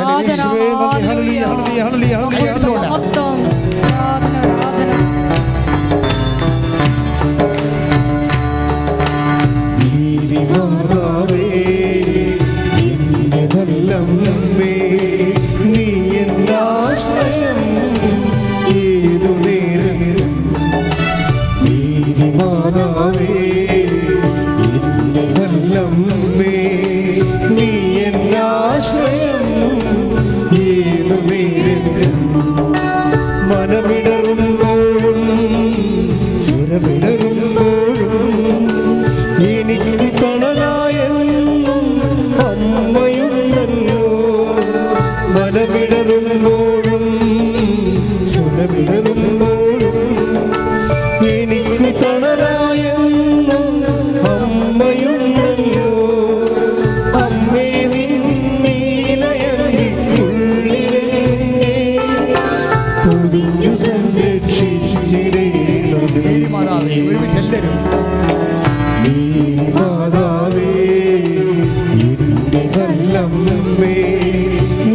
എന്നാശ്രയം ഏതു നേരം. നീ മാതാവേ എന്റെ നല്ലമ്മേ, നീ എന്നാശ്രയം ഏതു നേരം. പരിശുദ്ധ പരമദിവ്യകാരുണ്യത്തിന് ഇന്നലെയാണോ മെനയാന്ന് സജി തോമസിൻ്റെ സാക്ഷ്യം. ഇവിടുത്തുകാരനായ നമ്മുടെ മലയാളിയാണ്, പക്ഷേ പുള്ളിക്കാരൻ 10-20 കൊല്ലമായിട്ട് പഞ്ചാബിൽ ബോർഡറിൽ താമസിക്കാൻ, പാകിസ്ഥാൻ ബോർഡറിൽ താമസിക്കാൻ സജി തോമസ്. അയാൾ ഒരു ദിവസം നാട്ടിൽ വന്നപ്പോൾ കൂട്ടുകാർ ബസ്സുകാർ അദ്ദേഹത്തിനെ ഇവിടെ കൊണ്ടുവന്ന് മാതാവിനെ കാണിച്ചു. അപ്പോഴേ കുറേ പ്രോബ്ലമാണ് പുള്ളിയുടെ കയ്യിൽ നിന്ന്. ഇപ്പോൾ സ്കൂൾ നടത്തുകയാണ്, 4 സ്കൂളുണ്ട്. വൈഫ് പ്രിൻസിപ്പളാണ്, പുള്ളിക്കാരൻ അതിൻ്റെ ചെയർമാനാണ്. അപ്പോൾ സ്കൂളൊക്കെ സ്കൂൾ ഡെവലപ്പ് ചെയ്ത് വരും. നിങ്ങൾക്കറിയാവില്ല, ഓരോ സംഭവം ഡെവലപ്പ് ചെയ്ത് വരുമ്പോൾ അത് ട്രസ്റ്റാണെങ്കിൽ അതിൻ്റെ ട്രസ്റ്റിൻ്റെ അകത്ത് വേറെ ആൾക്കാർ, ഇപ്പോൾ നാട്ടിലെ പല ലൈബ്രറിയില്ലേ, ലൈബ്രറി തുടങ്ങിയ ആൾക്കാർ വേറെ ആയിരിക്കും, ഇപ്പം നടത്തുന്നത് വേറെ ആൾക്കാരായിരിക്കും. കൂടുതൽ ആൾക്കാർ വേറെ പാർട്ടിയുടെ ആൾക്കാർ അതിൻ്റെ അകത്ത് കൂടുതൽ കയറിയിട്ട് അവർക്ക് ഒരു ഗ്രൂപ്പ് ഉണ്ടാക്കിയിട്ട് അവർ ഭരണം പിടിച്ചെടുക്കുമ്പോൾ കയ്യിൽ നിന്ന് ഉണ്ടാക്കിയവൻ ആ സ്ഥാപനം നഷ്ടപ്പെട്ടു പോകും. അപ്പോൾ ഇങ്ങയുടെ സ്കൂള് എല്ലാം ഇതുപോലെ നഷ്ടപ്പെട്ടു പോയി. ഒന്ന് ചിന്തിച്ച് വയ്ക്കാനേ, കഷ്ടപ്പെട്ടത് അങ്ങേര്. പിന്നെ ട്രസ്റ്റ് ആയതുകൊണ്ട് ഷെയറല്ലേ, 1% കൂടുതൽ ആർക്കിടുന്നു അവർക്കാണ് അതിൻ്റെ അഡ്മിനിസ്ട്രേഷൻ പവർ. അതിന് കമ്പനികൾക്കും അതാണ് സംഭവിക്കുന്നത്. അതുകൊണ്ട് ഒരു ഭാരപ്പെട്ട ആൾക്കാർ ഷെയർ കൊടുക്കത്തില്ല. പക്ഷെ സന്നദ്ധം നടത്താൻ വരുമ്പോൾ ഷെയർ പബ്ലിക്കായിട്ട് കൊടുക്കേണ്ടി വരും. അപ്പോൾ അവർ അധികാരം കൊണ്ടുപോകും. അങ്ങനെയാണ് സംഭവിക്കുന്നത്. അപ്പം ഇങ്ങനെ ഇയാളുടെ സ്കൂളുകളെല്ലാം നഷ്ടപ്പെട്ടു. സജി തോമസിൻ്റെ മാന്യനായൊരു മനുഷ്യൻ, നല്ല രസകരമുള്ള സാക്ഷ്യമാണ്. ഇട്ടിട്ടില്ല, ഈ ദിവസങ്ങൾ അപ്പ് ചെയ്യും. അദ്ദേഹം വേറെ സർക്കാസ്റ്റിക്കായിട്ടൊരു കാര്യം പറയും. അയാൾ ഉടമ്പടി എടുക്കുമ്പോൾ ഉടമ്പടി എടുത്ത് ബസ് സ്റ്റോപ്പിൽ ചെന്നപ്പോൾ തന്നെ മൊബൈലിലൊരു മെസ്സേജ് വന്ന്. എന്ത് മെസ്സേജെന്നറിയാവോ? കിട്ടാക്കടമായൊരു സംഭവം ഉണ്ടായിരുന്നു. 3 കൊല്ലമായിട്ട് യാതൊരുവിധ കറസ്പോണ്ടൻസും ഇല്ലാതെ പൈസ കിട്ടാതെ കിടന്നൊരു സ്ഥലമാണ്. ഇയാൾക്ക് അക്കൗണ്ടിൽ പൈസ ഇട്ടിട്ടുണ്ടെന്ന് പറഞ്ഞ്. ഇത് ചിന്തിച്ചിട്ടില്ലേ മനുഷ്യൻ? ഈ മനുഷ്യൻ അതിനെ ഉടമ്പടി എടുത്തപ്പോൾ അത് പറഞ്ഞിട്ടില്ല, കാര്യം അത് പുള്ളി എഴുതി തള്ളിയാണ്. എഴുതി തള്ളിയാലും നിൻ്റെ രക്തത്തിൻ്റെ പണമാണ്, നിൻ്റെ വേർപ്പിൻ്റെ കാശാണെങ്കിൽ അമ്മ ഉടമ്പടി ഇല്ലാത്ത കാര്യങ്ങൾക്കും സമാധാനം ഉണ്ടാക്കും. ശ്രുതിക്കട്ടെ ഹല്ലേലൂയ. ഹല്ലേലൂയ ഹല്ലേലൂയ ഹല്ലേലൂയ യേശുവേ നന്ദി. ഹല്ലേലൂയ ഹല്ലേലൂയ ഹല്ലേലൂയ ഹല്ലേലൂയ ഹല്ലേലൂയ ഹല്ലേലൂയ. കൃപയുടെ വഴികളിലൂടെ അമ്മ എന്നെ നടത്തിയിടും. കനിവാർന്ന സ്നേഹം നൽകി എന്നെ കാത്തിടും. കൃപയുടെ വഴികളിലൂടെ അമ്മ എന്നെ നടത്തിയിടും. കനിവാർന്ന സ്നേഹം നൽകി എന്നെ കാത്തിടും. എളിമയെന്ന പുണ്യം നൽകി എന്നെ വളർത്തിയിടും. ഈശോദൻ സ്നേഹത്തിൽ എന്നെ ചേർത്തിടും. പരിശുദ്ധ പരമദിവ്യകാരുണ്യത്തിന് ആരാധനയും സ്തുതിയും പുകഴ്ചയും ഉണ്ടായിരിക്കട്ടെ. പരിശുദ്ധ പരമദിവ്യകാരുണ്യത്തിന് ആരാധനയും സ്തുതിയും പുകഴ്ചയും ഉണ്ടായിരിക്കട്ടെ. എൻ്റെ പ്രിയപ്പെട്ടവരെ, ഇതെന്താ കാര്യം വെച്ച് കഴിഞ്ഞാൽ, ഈ സജി തോമസ് എന്ന് പറയുന്ന സാറ് പക്കയാണ്. പത്രവിതരണം ചെയ്യുന്ന കാര്യത്തിലും അത് ഹിന്ദി പത്രം വാങ്ങിച്ചുകൊണ്ട് പോണത്.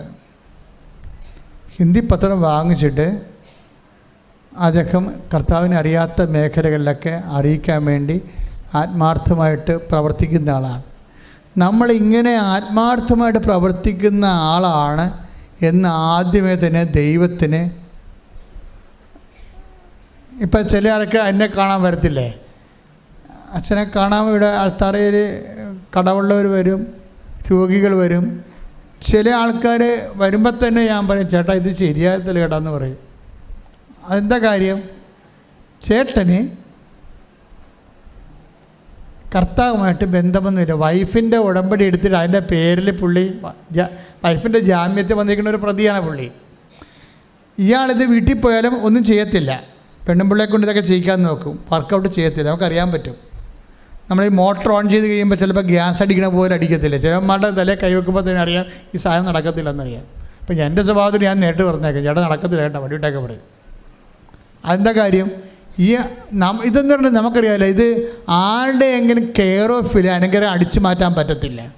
സത്യസന്ധത ഒരു പ്രശ്നമുണ്ട്. അതായത് ആരെങ്കിലും കൂടെ പണിയെടുപ്പിച്ചിട്ട് നിങ്ങളതിൻ്റെ ആനുകൂല്യം കൈപ്പറ്റാൻ പറ്റത്തില്ല. ഉടമ്പടി നോക്കുകൂലിയൊന്നുമില്ല. മനസ്സിലായില്ലേ?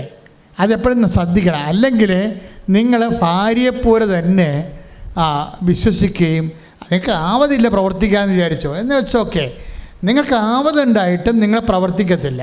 അതിന് പകരം വൈഫിനെ കൊണ്ട് പ്രവർത്തിച്ചിട്ട് നിങ്ങൾ നോക്കുകൂലി വാങ്ങിക്കും. അത് ഉടമ്പടി വർക്കൗട്ട് ചെയ്യത്തില്ല. കാര്യം ദൈവം നമ്മുടെ മനസ്സല്ലേ നോക്കണത്. അപ്പം നിങ്ങൾ അങ്ങനെ നിങ്ങളെ സ്പോൺസർ ചെയ്യുന്നവർ, അതുകൊണ്ടാണല്ലോ ഇപ്പോൾ പരീക്ഷക്കാരെ അച്ഛൻ നേരിട്ട് എടുക്കണില്ലല്ല. പരീക്ഷക്കാർക്ക് കാണണമെന്നുണ്ടെങ്കിൽ അവർ ഉടമ്പടി ചെയ്യണം. അപ്പം നിങ്ങളെന്താ ചെയ്യേണ്ടതെന്ന് വെച്ച് കഴിഞ്ഞാൽ, ഇപ്പം എൻ്റെ ഒരു നിർദ്ദേശമാണ്, ഒരു വീട്ടിൽ 2-3 ഉടമ്പടിയുടെ ആവശ്യമൊന്നുമില്ല. ഇപ്പം നിങ്ങളുടെ വീട്ടിൽ പരീക്ഷക്കാരുണ്ടെങ്കിൽ അവരെ കൊണ്ട് നിങ്ങൾ ഉടമ്പടി എടുപ്പിക്കേ.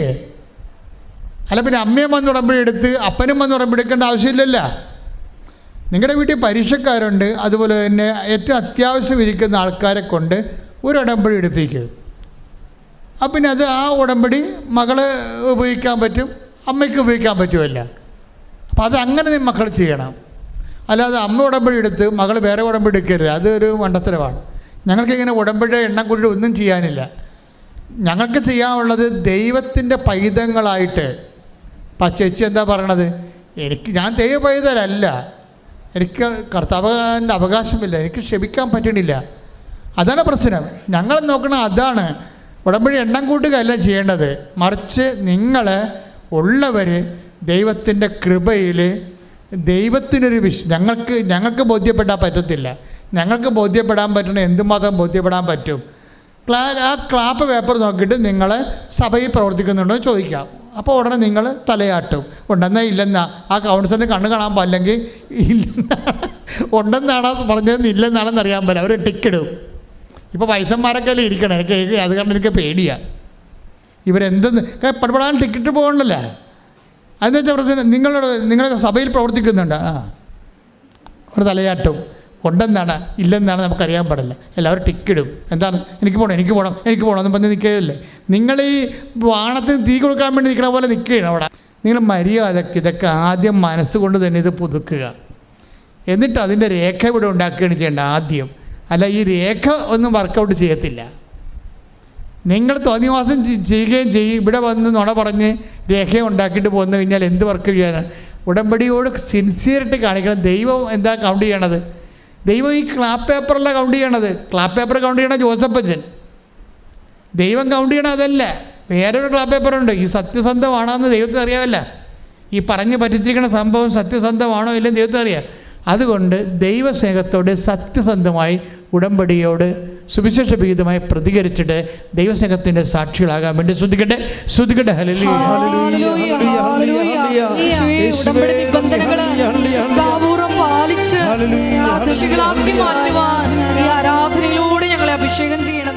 ലൂക്ക 10:37. ലൂക്ക 10:37.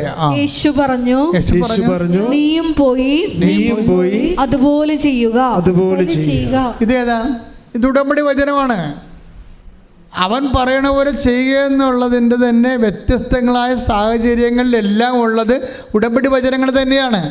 ചെയ്യാതെ ഇതൊന്നും വർക്കൗട്ട് ചെയ്യത്തില്ല. നിത്യജീവൻ പ്രാപിക്കാൻ ഞാൻ എന്ത് ചെയ്യണമെന്നല്ല അവൻ ചോദിച്ചത്. 25:10 അല്ലേ? ഇപ്പം അതിൻ്റെ മറുപടി എന്നാ വന്നിരിക്കണേ? 10:25 നിത്യജീവൻ പ്രാപിക്കാൻ ഞാൻ എന്ത് ചെയ്യണം? അപ്പം ഈശോ പറഞ്ഞു, നീയും പോയി അതുപോലെ ചെയ്യുക. അതുപോലെ ചെയ്യണം പറഞ്ഞാൽ എന്താണ് ഉദ്ദേശിക്കണത്? ഇപ്പോൾ ഉടമ്പടി നിങ്ങളോട് പറഞ്ഞിരിക്കുന്നത് ഇതിനേക്കാൾ കൂടുതലാണ് ഈ സമരക്കാരൻ പറഞ്ഞിരിക്കണത് അല്ലേ? എന്താണ്? 2 ദിനാറ കൊടുത്തിട്ട് പറഞ്ഞു, എന്തെങ്കിലും കൂടുതൽ ചിലവായാൽ ഞാൻ തിരിച്ചു വരുമ്പോൾ അത് തന്നുകൊള്ളാം. പറഞ്ഞതല്ല, പറഞ്ഞേക്കാൾ കൂടുതലാണ്. മാന്യം കൂടാതെ. What is that? തീഷ്ണതയിൽ മാന്യം കൂടാതെ. അതായത് take the bed of God. ശ്രദ്ധിക്കട്ടെ. റോമ 12:11. റോമ 12:11. തീക്ഷ്ണതയിൽ മാന്യം കൂടാതെ. പറഞ്ഞേ. തീക്ഷ്ണതയിൽ മാന്യം കൂടാതെ ആത്മാവിൽ ജ്വലിക്കുന്നവരായി കർത്താവിനെ ശുശ്രൂഷിക്കുവിൻ. ഇത് കണ്ടില്ലേ? ഇതൊരു ഉടമ്പടി വചനമാണ്. എന്താണ് പറഞ്ഞ? തീക്ഷ്ണതയിൽ മാന്യം കൂടാതെ ആത്മാവിൽ ജ്വലിക്കുന്നവരായി കർത്താവിനെ ശുശ്രൂഷിക്കുക. ഈ വാക്കിൻ്റെ കൂടെയാണ് നമ്മൾ 25-35 ചേർത്ത് വായിക്കേണ്ടത്. ഏത് 25-35? മത്തായി ശ്രീകാട്. മത്തായി ശ്രീകാട് എന്താ പറഞ്ഞത്? ഞാൻ രോഗിയായിരുന്നു, നിങ്ങൾ എന്നെ സന്ദർശിച്ചു അല്ലേ? ഞാൻ നഗ്നനായിരുന്നു, നിങ്ങൾ എന്നെ ഉടുപ്പിച്ചു. അപ്പം നഗ്നനും രോഗിയും നമ്മൾ ശുശ്രൂഷിക്കുമ്പോൾ അവരാരായിട്ട് കാണാമെന്നാണ് പറയണത്? കർത്താവായിട്ട് കാണണം. അതിന് എന്ത് പറ്റും? അതിനാണ് 12:13 പറയണത്. തീക്ഷ്ണതയിൽ പറഞ്ഞേ. തീക്ഷ്ണതയിൽ മാന്യം കൂടാതെ നിങ്ങൾ കർത്താവിനെ ശുശ്രൂഷിക്കുവിൻ. അപ്പൊ എന്നാ മനസ്സിലായി? തീക്ഷ്ണത ഒരു കുഴപ്പമുണ്ട്. എന്ത് കുഴപ്പമാണ്? ഇതിനിടക്ക് മാന്യം വരും. ഈ പയറിന് മുഞ്ഞ വരത്തില്ലേ? മുഞ്ഞ എന്ന് പറഞ്ഞാൽ എന്നാ? അതിന് ഒരു തരം പുഴുക്കളാണ്. അതുപോലെ തീക്ഷ്ണതയ്ക്കൊരു കുഴപ്പം വരും. എന്താണ്? മാന്യം വരും, കുറഞ്ഞു. ഉടമ്പടിയിൽ എപ്പോഴും പ്രാർത്ഥിക്കേണ്ടത്, നിങ്ങൾ പ്രത്യക്ഷീണ പ്രാർത്ഥന ചെല്ലുമ്പോൾ പ്രാർത്ഥിക്കണം. എന്ത് പ്രാർത്ഥിക്കണം? കർത്താവേ, എൻ്റെ തീക്ഷ്ണതയ്ക്ക് മാന്യം ഉണ്ടാവരുത്. കാര്യം ഈ തീക്ഷ്ണത എന്ന് പറഞ്ഞ സംഭവം ഉണ്ടല്ലോ, ദൈവത്തിന് ഭയങ്കര കൊതിയുള്ള സബ്ജക്റ്റാണ്. അല്ലാതെ ആക്കാനും വേണ്ടി ഓക്കാനിച്ച് എപ്പോഴെങ്കിലും ചെല്ലുമ്പോൾ ചെല്ലട്ടെ എന്നൊക്കെ പറഞ്ഞിട്ട് എപ്പോഴെങ്കിലും ആകട്ടെ ഇങ്ങനെയൊക്കെ പോകുമ്പോൾ ഇങ്ങനെ വന്നാലുള്ള കുഴപ്പം ബൈബിൾ പറയുമേ, നിനക്ക് നേരത്തെ ഉണ്ടായിരുന്ന തീക്ഷ്ണത ഇപ്പം ഇല്ലെന്ന് പറയും. Take the word of God. വെളിപാടിന്റെ പുസ്തകം. ശ്രദ്ധിക്കട്ടെ.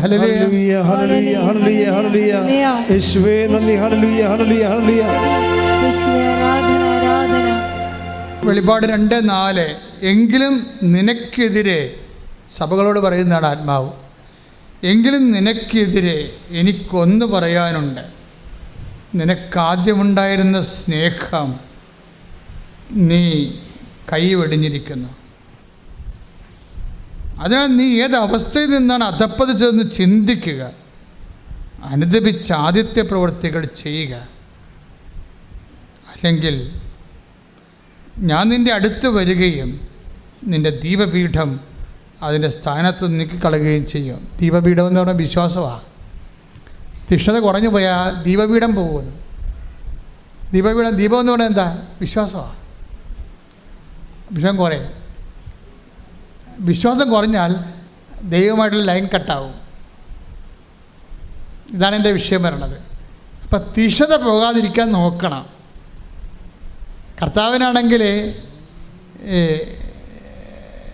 തിഷ്ണതയുള്ളവരോട് ഭയങ്കര അത് ഏലിയായോട് ചോദിക്കുന്ന ഭാഗമില്ലേ? ദൈവത്തിന് ഏലിയ എന്താണ് ചെയ്യണമെന്നറിയാം. ജെസബേലെ ദൈവത്തിൻ്റെ പ്രവാചകന്മാരെ വധിച്ചു. അതിന് പകരം ഏലിയ അഹാബിൻ്റെ പ്രവാചകന്മാരെയും ഭടന്മാരെയും വധിച്ചു. ബാലിൻ്റെ പ്രവാചകന്മാരെ വധിച്ചു. അപ്പം ഇങ്ങനെ ഭയങ്കരമായ രക്തരൂഷിതമായ വിഷയം നടക്കുന്ന സമയത്ത് ഏലിയ കർത്താവിൻ്റെ പേരിലാണെങ്കിലും ഒറ്റപ്പെട്ടു പോകും. ഏലിയെ സപ്പോർട്ട് ചെയ്യാൻ ആരും ഇല്ലാതെ വരും. കൂട്ടത്തിലുള്ളൊരു കൈ ഒഴിഞ്ഞു പോകും. താൻ ചെയ്ത പ്രവൃത്തികളെക്കുറിച്ച് സപ്പോർട്ട് ചെയ്യാൻ ഒരു സപ്പോർട്ടും ഇല്ലാതെ വരും.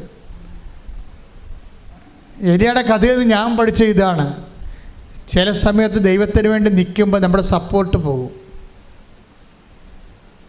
എന്നിട്ടും അവൻ ഒറ്റ കൂടി ഒരു ഗുഹയുടെ ഉള്ളിൽ ഇരുന്നുകൊണ്ട് ദൈവത്തിന് നാം വിളിച്ച് പ്രാർത്ഥിച്ചുകൊണ്ടിരിക്കുന്ന സമയത്ത് ദൈവം വന്നിട്ട് ചോദിക്കുന്ന ചോദ്യമുണ്ട്. ഏലിയ, take the word of God. 1 രാജാക്കന്മാർ 19:13-14. 1 രാജാക്കന്മാർ 19:13-14. ഏലിയ, നീ ഇവിടെ എന്ത് ചെയ്യുന്നു? അവൻ പ്രതിവചിച്ചു, സൈന്യങ്ങളുടെ ദൈവമായ കർത്താവിനെ പ്രതി ഞാൻ അതീവ തീക്ഷ്ണതയാൽ ജ്വലിക്കുകയാണ്. ഇതെന്താ പ്രശ്നം വെച്ച് കഴിഞ്ഞാൽ, ദൈവത്തിന് അറിയാം ഏലിയ തീക്ഷ്ണത കൊണ്ട് ജ്വലിക്കുകയാണ്. ചോദിക്കേണ്ട ആവശ്യമില്ല. പക്ഷെ ദൈവം ചോദിച്ചിട്ട് ഏലിയയുടെ വായിൽ തന്നെ അത് കേൾക്കണം. നിൻ്റെ തീക്ഷ്ണത നിൻ്റെ പ്രാർത്ഥനയായും പ്രവൃത്തിയുമായി കേൾക്കാനും കാണാനും നിൻ്റെ ദൈവം ആഗ്രഹിക്കുന്ന ഉടമ്പടിയിലൂടെ കൈയിടിച്ച് കർത്താവേ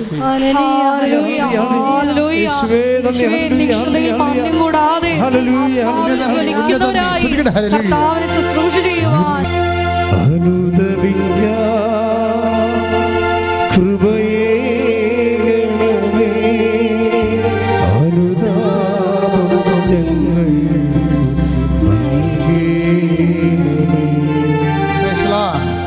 അതായത് വെളിപ്പാടിന് 2:5 അതിനാൽ നീ ഏതവസ്ഥയിൽ നിന്നാണ് അധപ്പതിച്ചെന്ന് ചിന്തിക്കുക, അനുദപിച്ച് ആദ്യത്തെ പ്രവൃത്തികൾ ചെയ്യുക. അല്ലെങ്കിൽ അതായത് അനുദപിച്ച് ആദ്യത്തെ പ്രവൃത്തി ചെയ്യുക. ഇപ്പോൾ പരിശുദ്ധാത്മാവ് അച്ഛനിലൂടെ എന്താ പറയണത്? അനുതാപത്തിന് ഒരു അവസരം ഉണ്ടാക്കരുത്. ഇപ്പോൾ ഉടമ്പടി ഒന്ന് പുതുക്കി നമ്മൾ ആ പുതുക്കത്തിൻ്റെ കാലഘട്ടങ്ങളിലൊക്കെ നമ്മൾ കർത്താവിൻ്റെ തിരുസന്നിധിയിൽ അനുതാപത്തോടെ ഇപ്പോൾ ക്രിസ്ത്യൻസ് ആണെങ്കിൽ കുമ്പസാരമെന്ന കൂദാശ അവർക്ക് ദൈവം കൊടുത്തിട്ടുണ്ട്. അക്രൈസ്തരാണെങ്കിൽ ആത്മാവിന് അനുതാപപ്പെട്ടിട്ട് തെറ്റ് ആവർത്തിക്കാതിരിക്കണം. ചെയ്തു പോയ തെറ്റിനെക്കുറിച്ച് അവർക്ക് അനുതാപം ഉണ്ടാകണം. അനുതാപം ഉണ്ടാകുന്ന വെച്ച് കഴിഞ്ഞാൽ ആവർത്തിക്കാതിരിക്കണത് തന്നെ ഒരു അനുതാപമാണ്. അനുതാപം ഉണ്ടായിട്ട് പിറ്റേ ദിവസം അത് തന്നെ ആവർത്തിക്കരുതേ. അപ്പോൾ ദൈവത്തിന് അറിയാൻ കള്ളത്തരമാണെന്ന്. ആ ചെയ്ത തെറ്റ് ആവർത്തിക്കാതിരിക്കണത് തന്നെ അനുതാപത്തിൻ്റെ ഏറ്റവും വലിയ ഫലമാണ്, അല്ല ഒരു സ്വഭാവമാണ്. അച്ഛൻ പറഞ്ഞു വരുന്നത് ഇതൊന്നുമല്ല.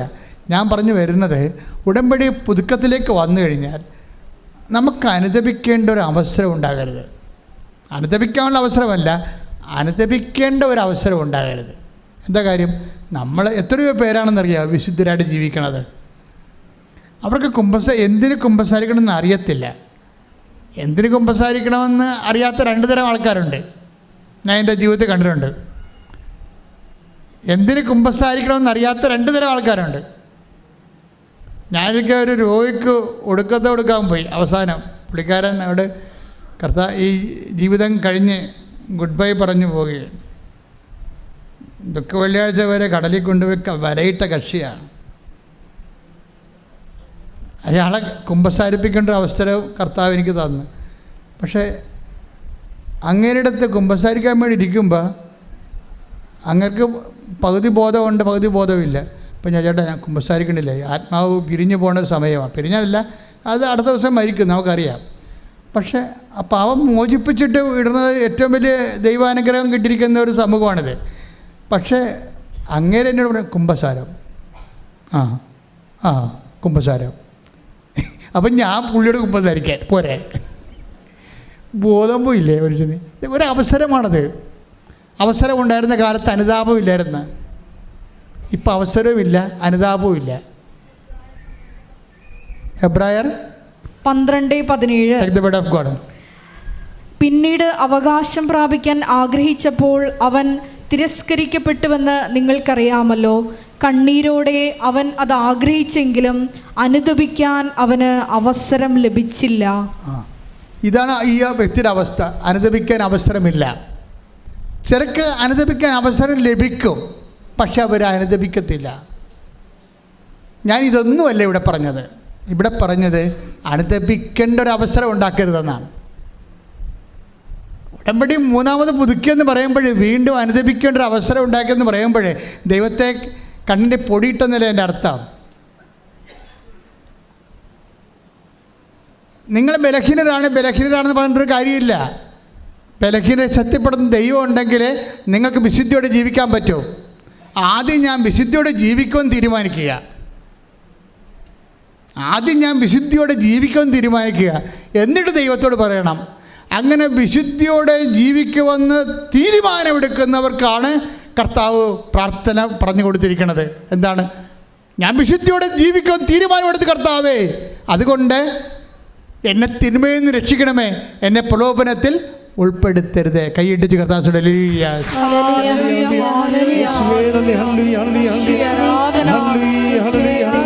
നഷ്ടപ്പെടുത്തുന്ന എല്ലാ തിന്മകളിൽ നിന്നും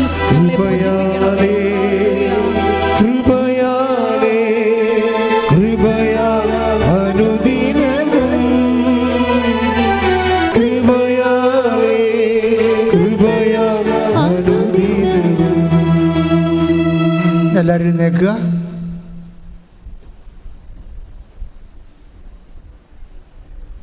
എൻ്റെ പ്രിയപ്പെട്ടവരെ, അനുഗ്രഹം നിറഞ്ഞു നിൽക്കുന്ന കർത്താവിൻ്റെ കർത്ത സാന്നിധ്യവും ഉടമ്പടി സാക്ഷ്യങ്ങളിങ്ങനെ കേട്ടുകൊണ്ടിരിക്കുന്നവരുണ്ട്. അവിടെ എല്ലാം നമ്മളെ ഞെട്ടിപ്പിക്കുന്ന വിഷയം മാതാവിൻ്റെ സാന്നിധ്യം എത്രയോ പേരാണ് അനുഭവിക്കുന്നത്. ഉടമ്പടിയുടെ പ്രഖ്യാപിതമായ വാഗ്ദാനങ്ങളൊന്നാണ് ദൈവത്തിൻ്റെ സാന്നിധ്യം. അത് ഇന്നത്തെ കാലത്ത് ഏറ്റവും കൂടുതൽ മനുഷ്യൻ അനുഭവിക്കുന്നത് ഉടമ്പടിയിലൂടെയാണ് അനുഭവിക്കുന്നത്. അതുകൊണ്ട് തന്നെ അനന്തമായ സാധ്യത, ദൈവാനുഭവത്തിന് അനന്ത സാധ്യതയുള്ള ഒരു സംവിധാനത്തിൻ്റെ ഭാഗമാകുകയാണ് നീ ഉടമ്പടി എടുക്കുന്നതിലൂടെ. ശ്രദ്ധിക്കട്ടെ.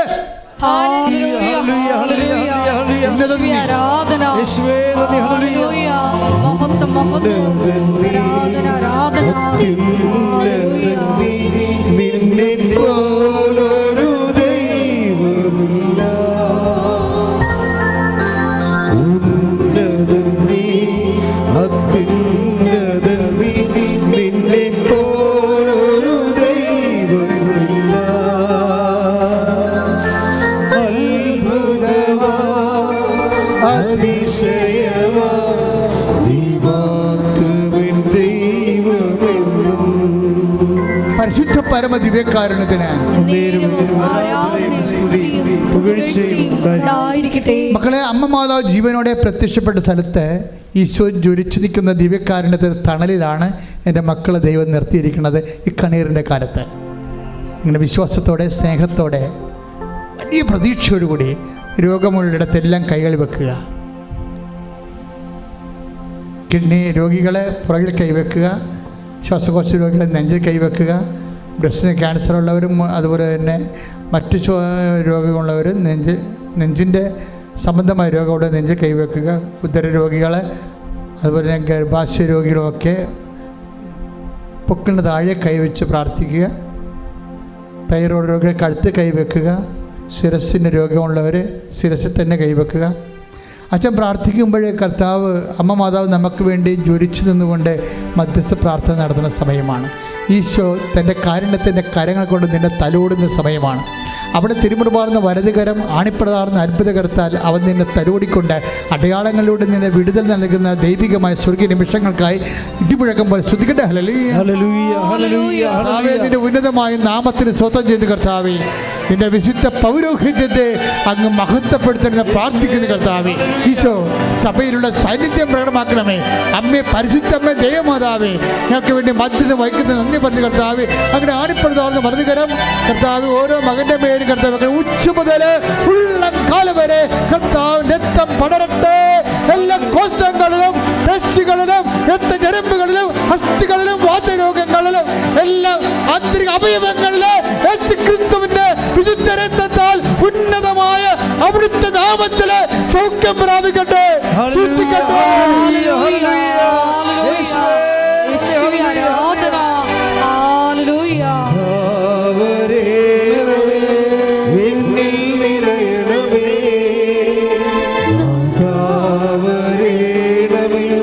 സൗഖ്യം നൽകണമേ, നാഥാവരേണമേ, എന്നിൽ നിറയണമേ, നാഥാവരേണമേ, സൗഖ്യം നൽകണമേ. എൻ്റെ മക്കളെ, ആശ്വാസം കർത്താവ് എത്രയോ പ്രാവശ്യമാണ് ആശ്വാസത്തിൻ്റെ വചനങ്ങൾ പറഞ്ഞത്.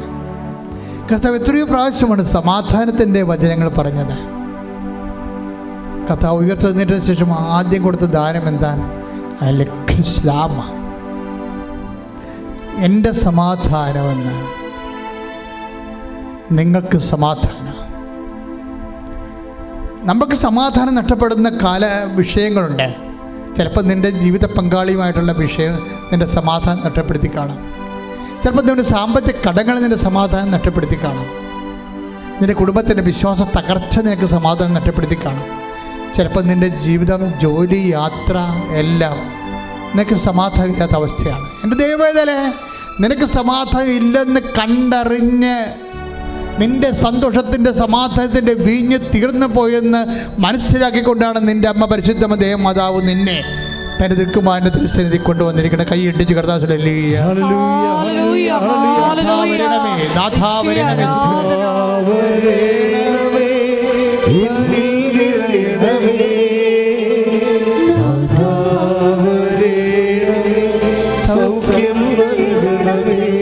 ഒരുമിച്ച് സ്വരത്തോടെ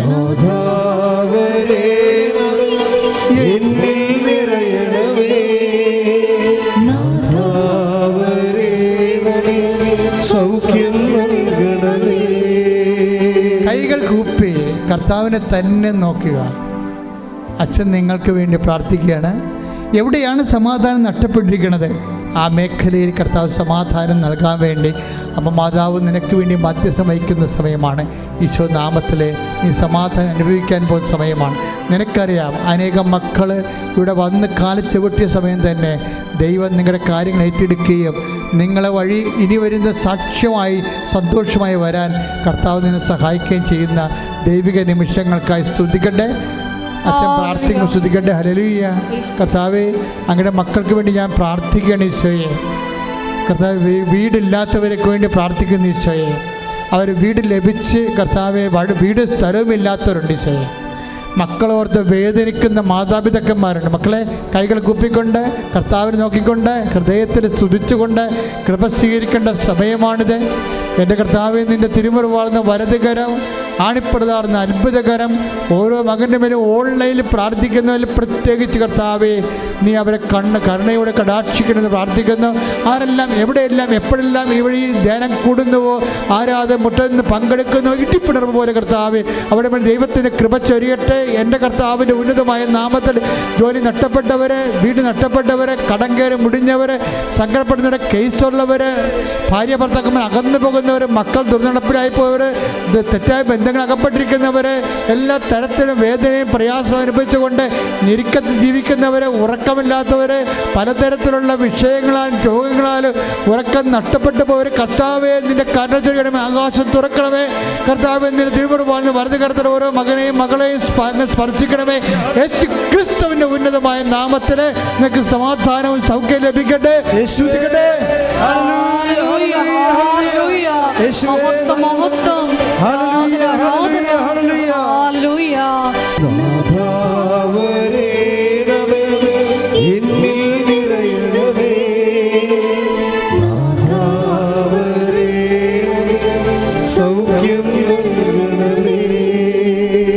മുട്ടനീക്കുക.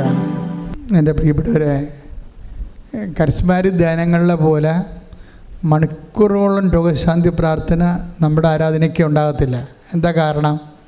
നമ്മുടെ ആരാധനയിലെ ഉടമ്പടിയാണ് ചെയ്തിരിക്കുന്നവരെ അൾത്താരയിലും വെച്ചല്ല കർത്താവ് സുഖപ്പെടുന്നത്. എവിടെയാണ്? അവർ പോകും വഴി സുഖപ്പെട്ടെന്ന് കുഷ്ഠരോഗിയെക്കുറിച്ച് പറഞ്ഞിരിക്കുന്ന പോലെയാണ് ഉടമ്പടി നിങ്ങൾ എടുക്കുന്ന അനുസരിച്ച് കൊണ്ടും അത് നിവൃത്തിയാക്കുന്ന അനുസരിച്ച് കൊണ്ടും നിങ്ങളുടെ മേഖലയിൽ കർത്താവ് വിടുതൽ പ്രാപിച്ചിട്ടാണ് ആൾക്കാർ ഇവിടെ വന്ന് സാക്ഷ്യം പറയണത്. പക്ഷേ നിങ്ങൾ ഈ കാലത്ത് ചെയ്യട്ടെ, ഈ ഓൺലൈനിൽ പ്രാർത്ഥിക്കുന്നവരും ഇവിടെ പ്രാർത്ഥിക്കുന്നവരും ഈ കാലഘട്ടങ്ങളിൽ ചെയ്ത സൽപ്രവൃത്തികളെല്ലാം സബ്മിറ്റ് ചെയ്തുകൊണ്ടാണ് അച്ഛൻ നിങ്ങൾക്ക് സമിതിയായിട്ട് ഒരു കളക്റ്റീവായിട്ടുള്ള ഒരു പ്രാർത്ഥന ആരാധന നടത്തുന്നത്. അപ്പോൾ എല്ലാ രോഗങ്ങളും എല്ലാ വിഷയങ്ങളും അതിൻ്റെ അഡ്രസ്സ് ചെയ്യുന്നുണ്ട്. ഉടമ്പടി എടുത്തു പോയിട്ടുള്ള എല്ലാ വിഷയങ്ങളുടെ പേരും. അതുകൊണ്ട് തന്നെ നിങ്ങൾ സന്തോഷത്തോടു കൂടി ഇപ്പോഴേ എന്തെങ്കിലും ഇൻ കേസ് എന്തെങ്കിലും കാര്യം അച്ഛൻ വിട്ടുപോയിട്ടുണ്ടെങ്കിൽ ഇപ്പോൾ കൈകൾ കൂപ്പി, ഓൺലൈനിലുള്ളവരും ഇപ്പോൾ തീർത്ഥാടനത്തിൽ ഇവിടെ നിൽക്കുന്നവരും കൈ കൂപ്പി ഈശോയോട് അച്ഛൻ വിട്ടുപോയ നിങ്ങളുടെ വിഷയങ്ങൾ സമർപ്പിക്കേണ്ട സമയമാണ്.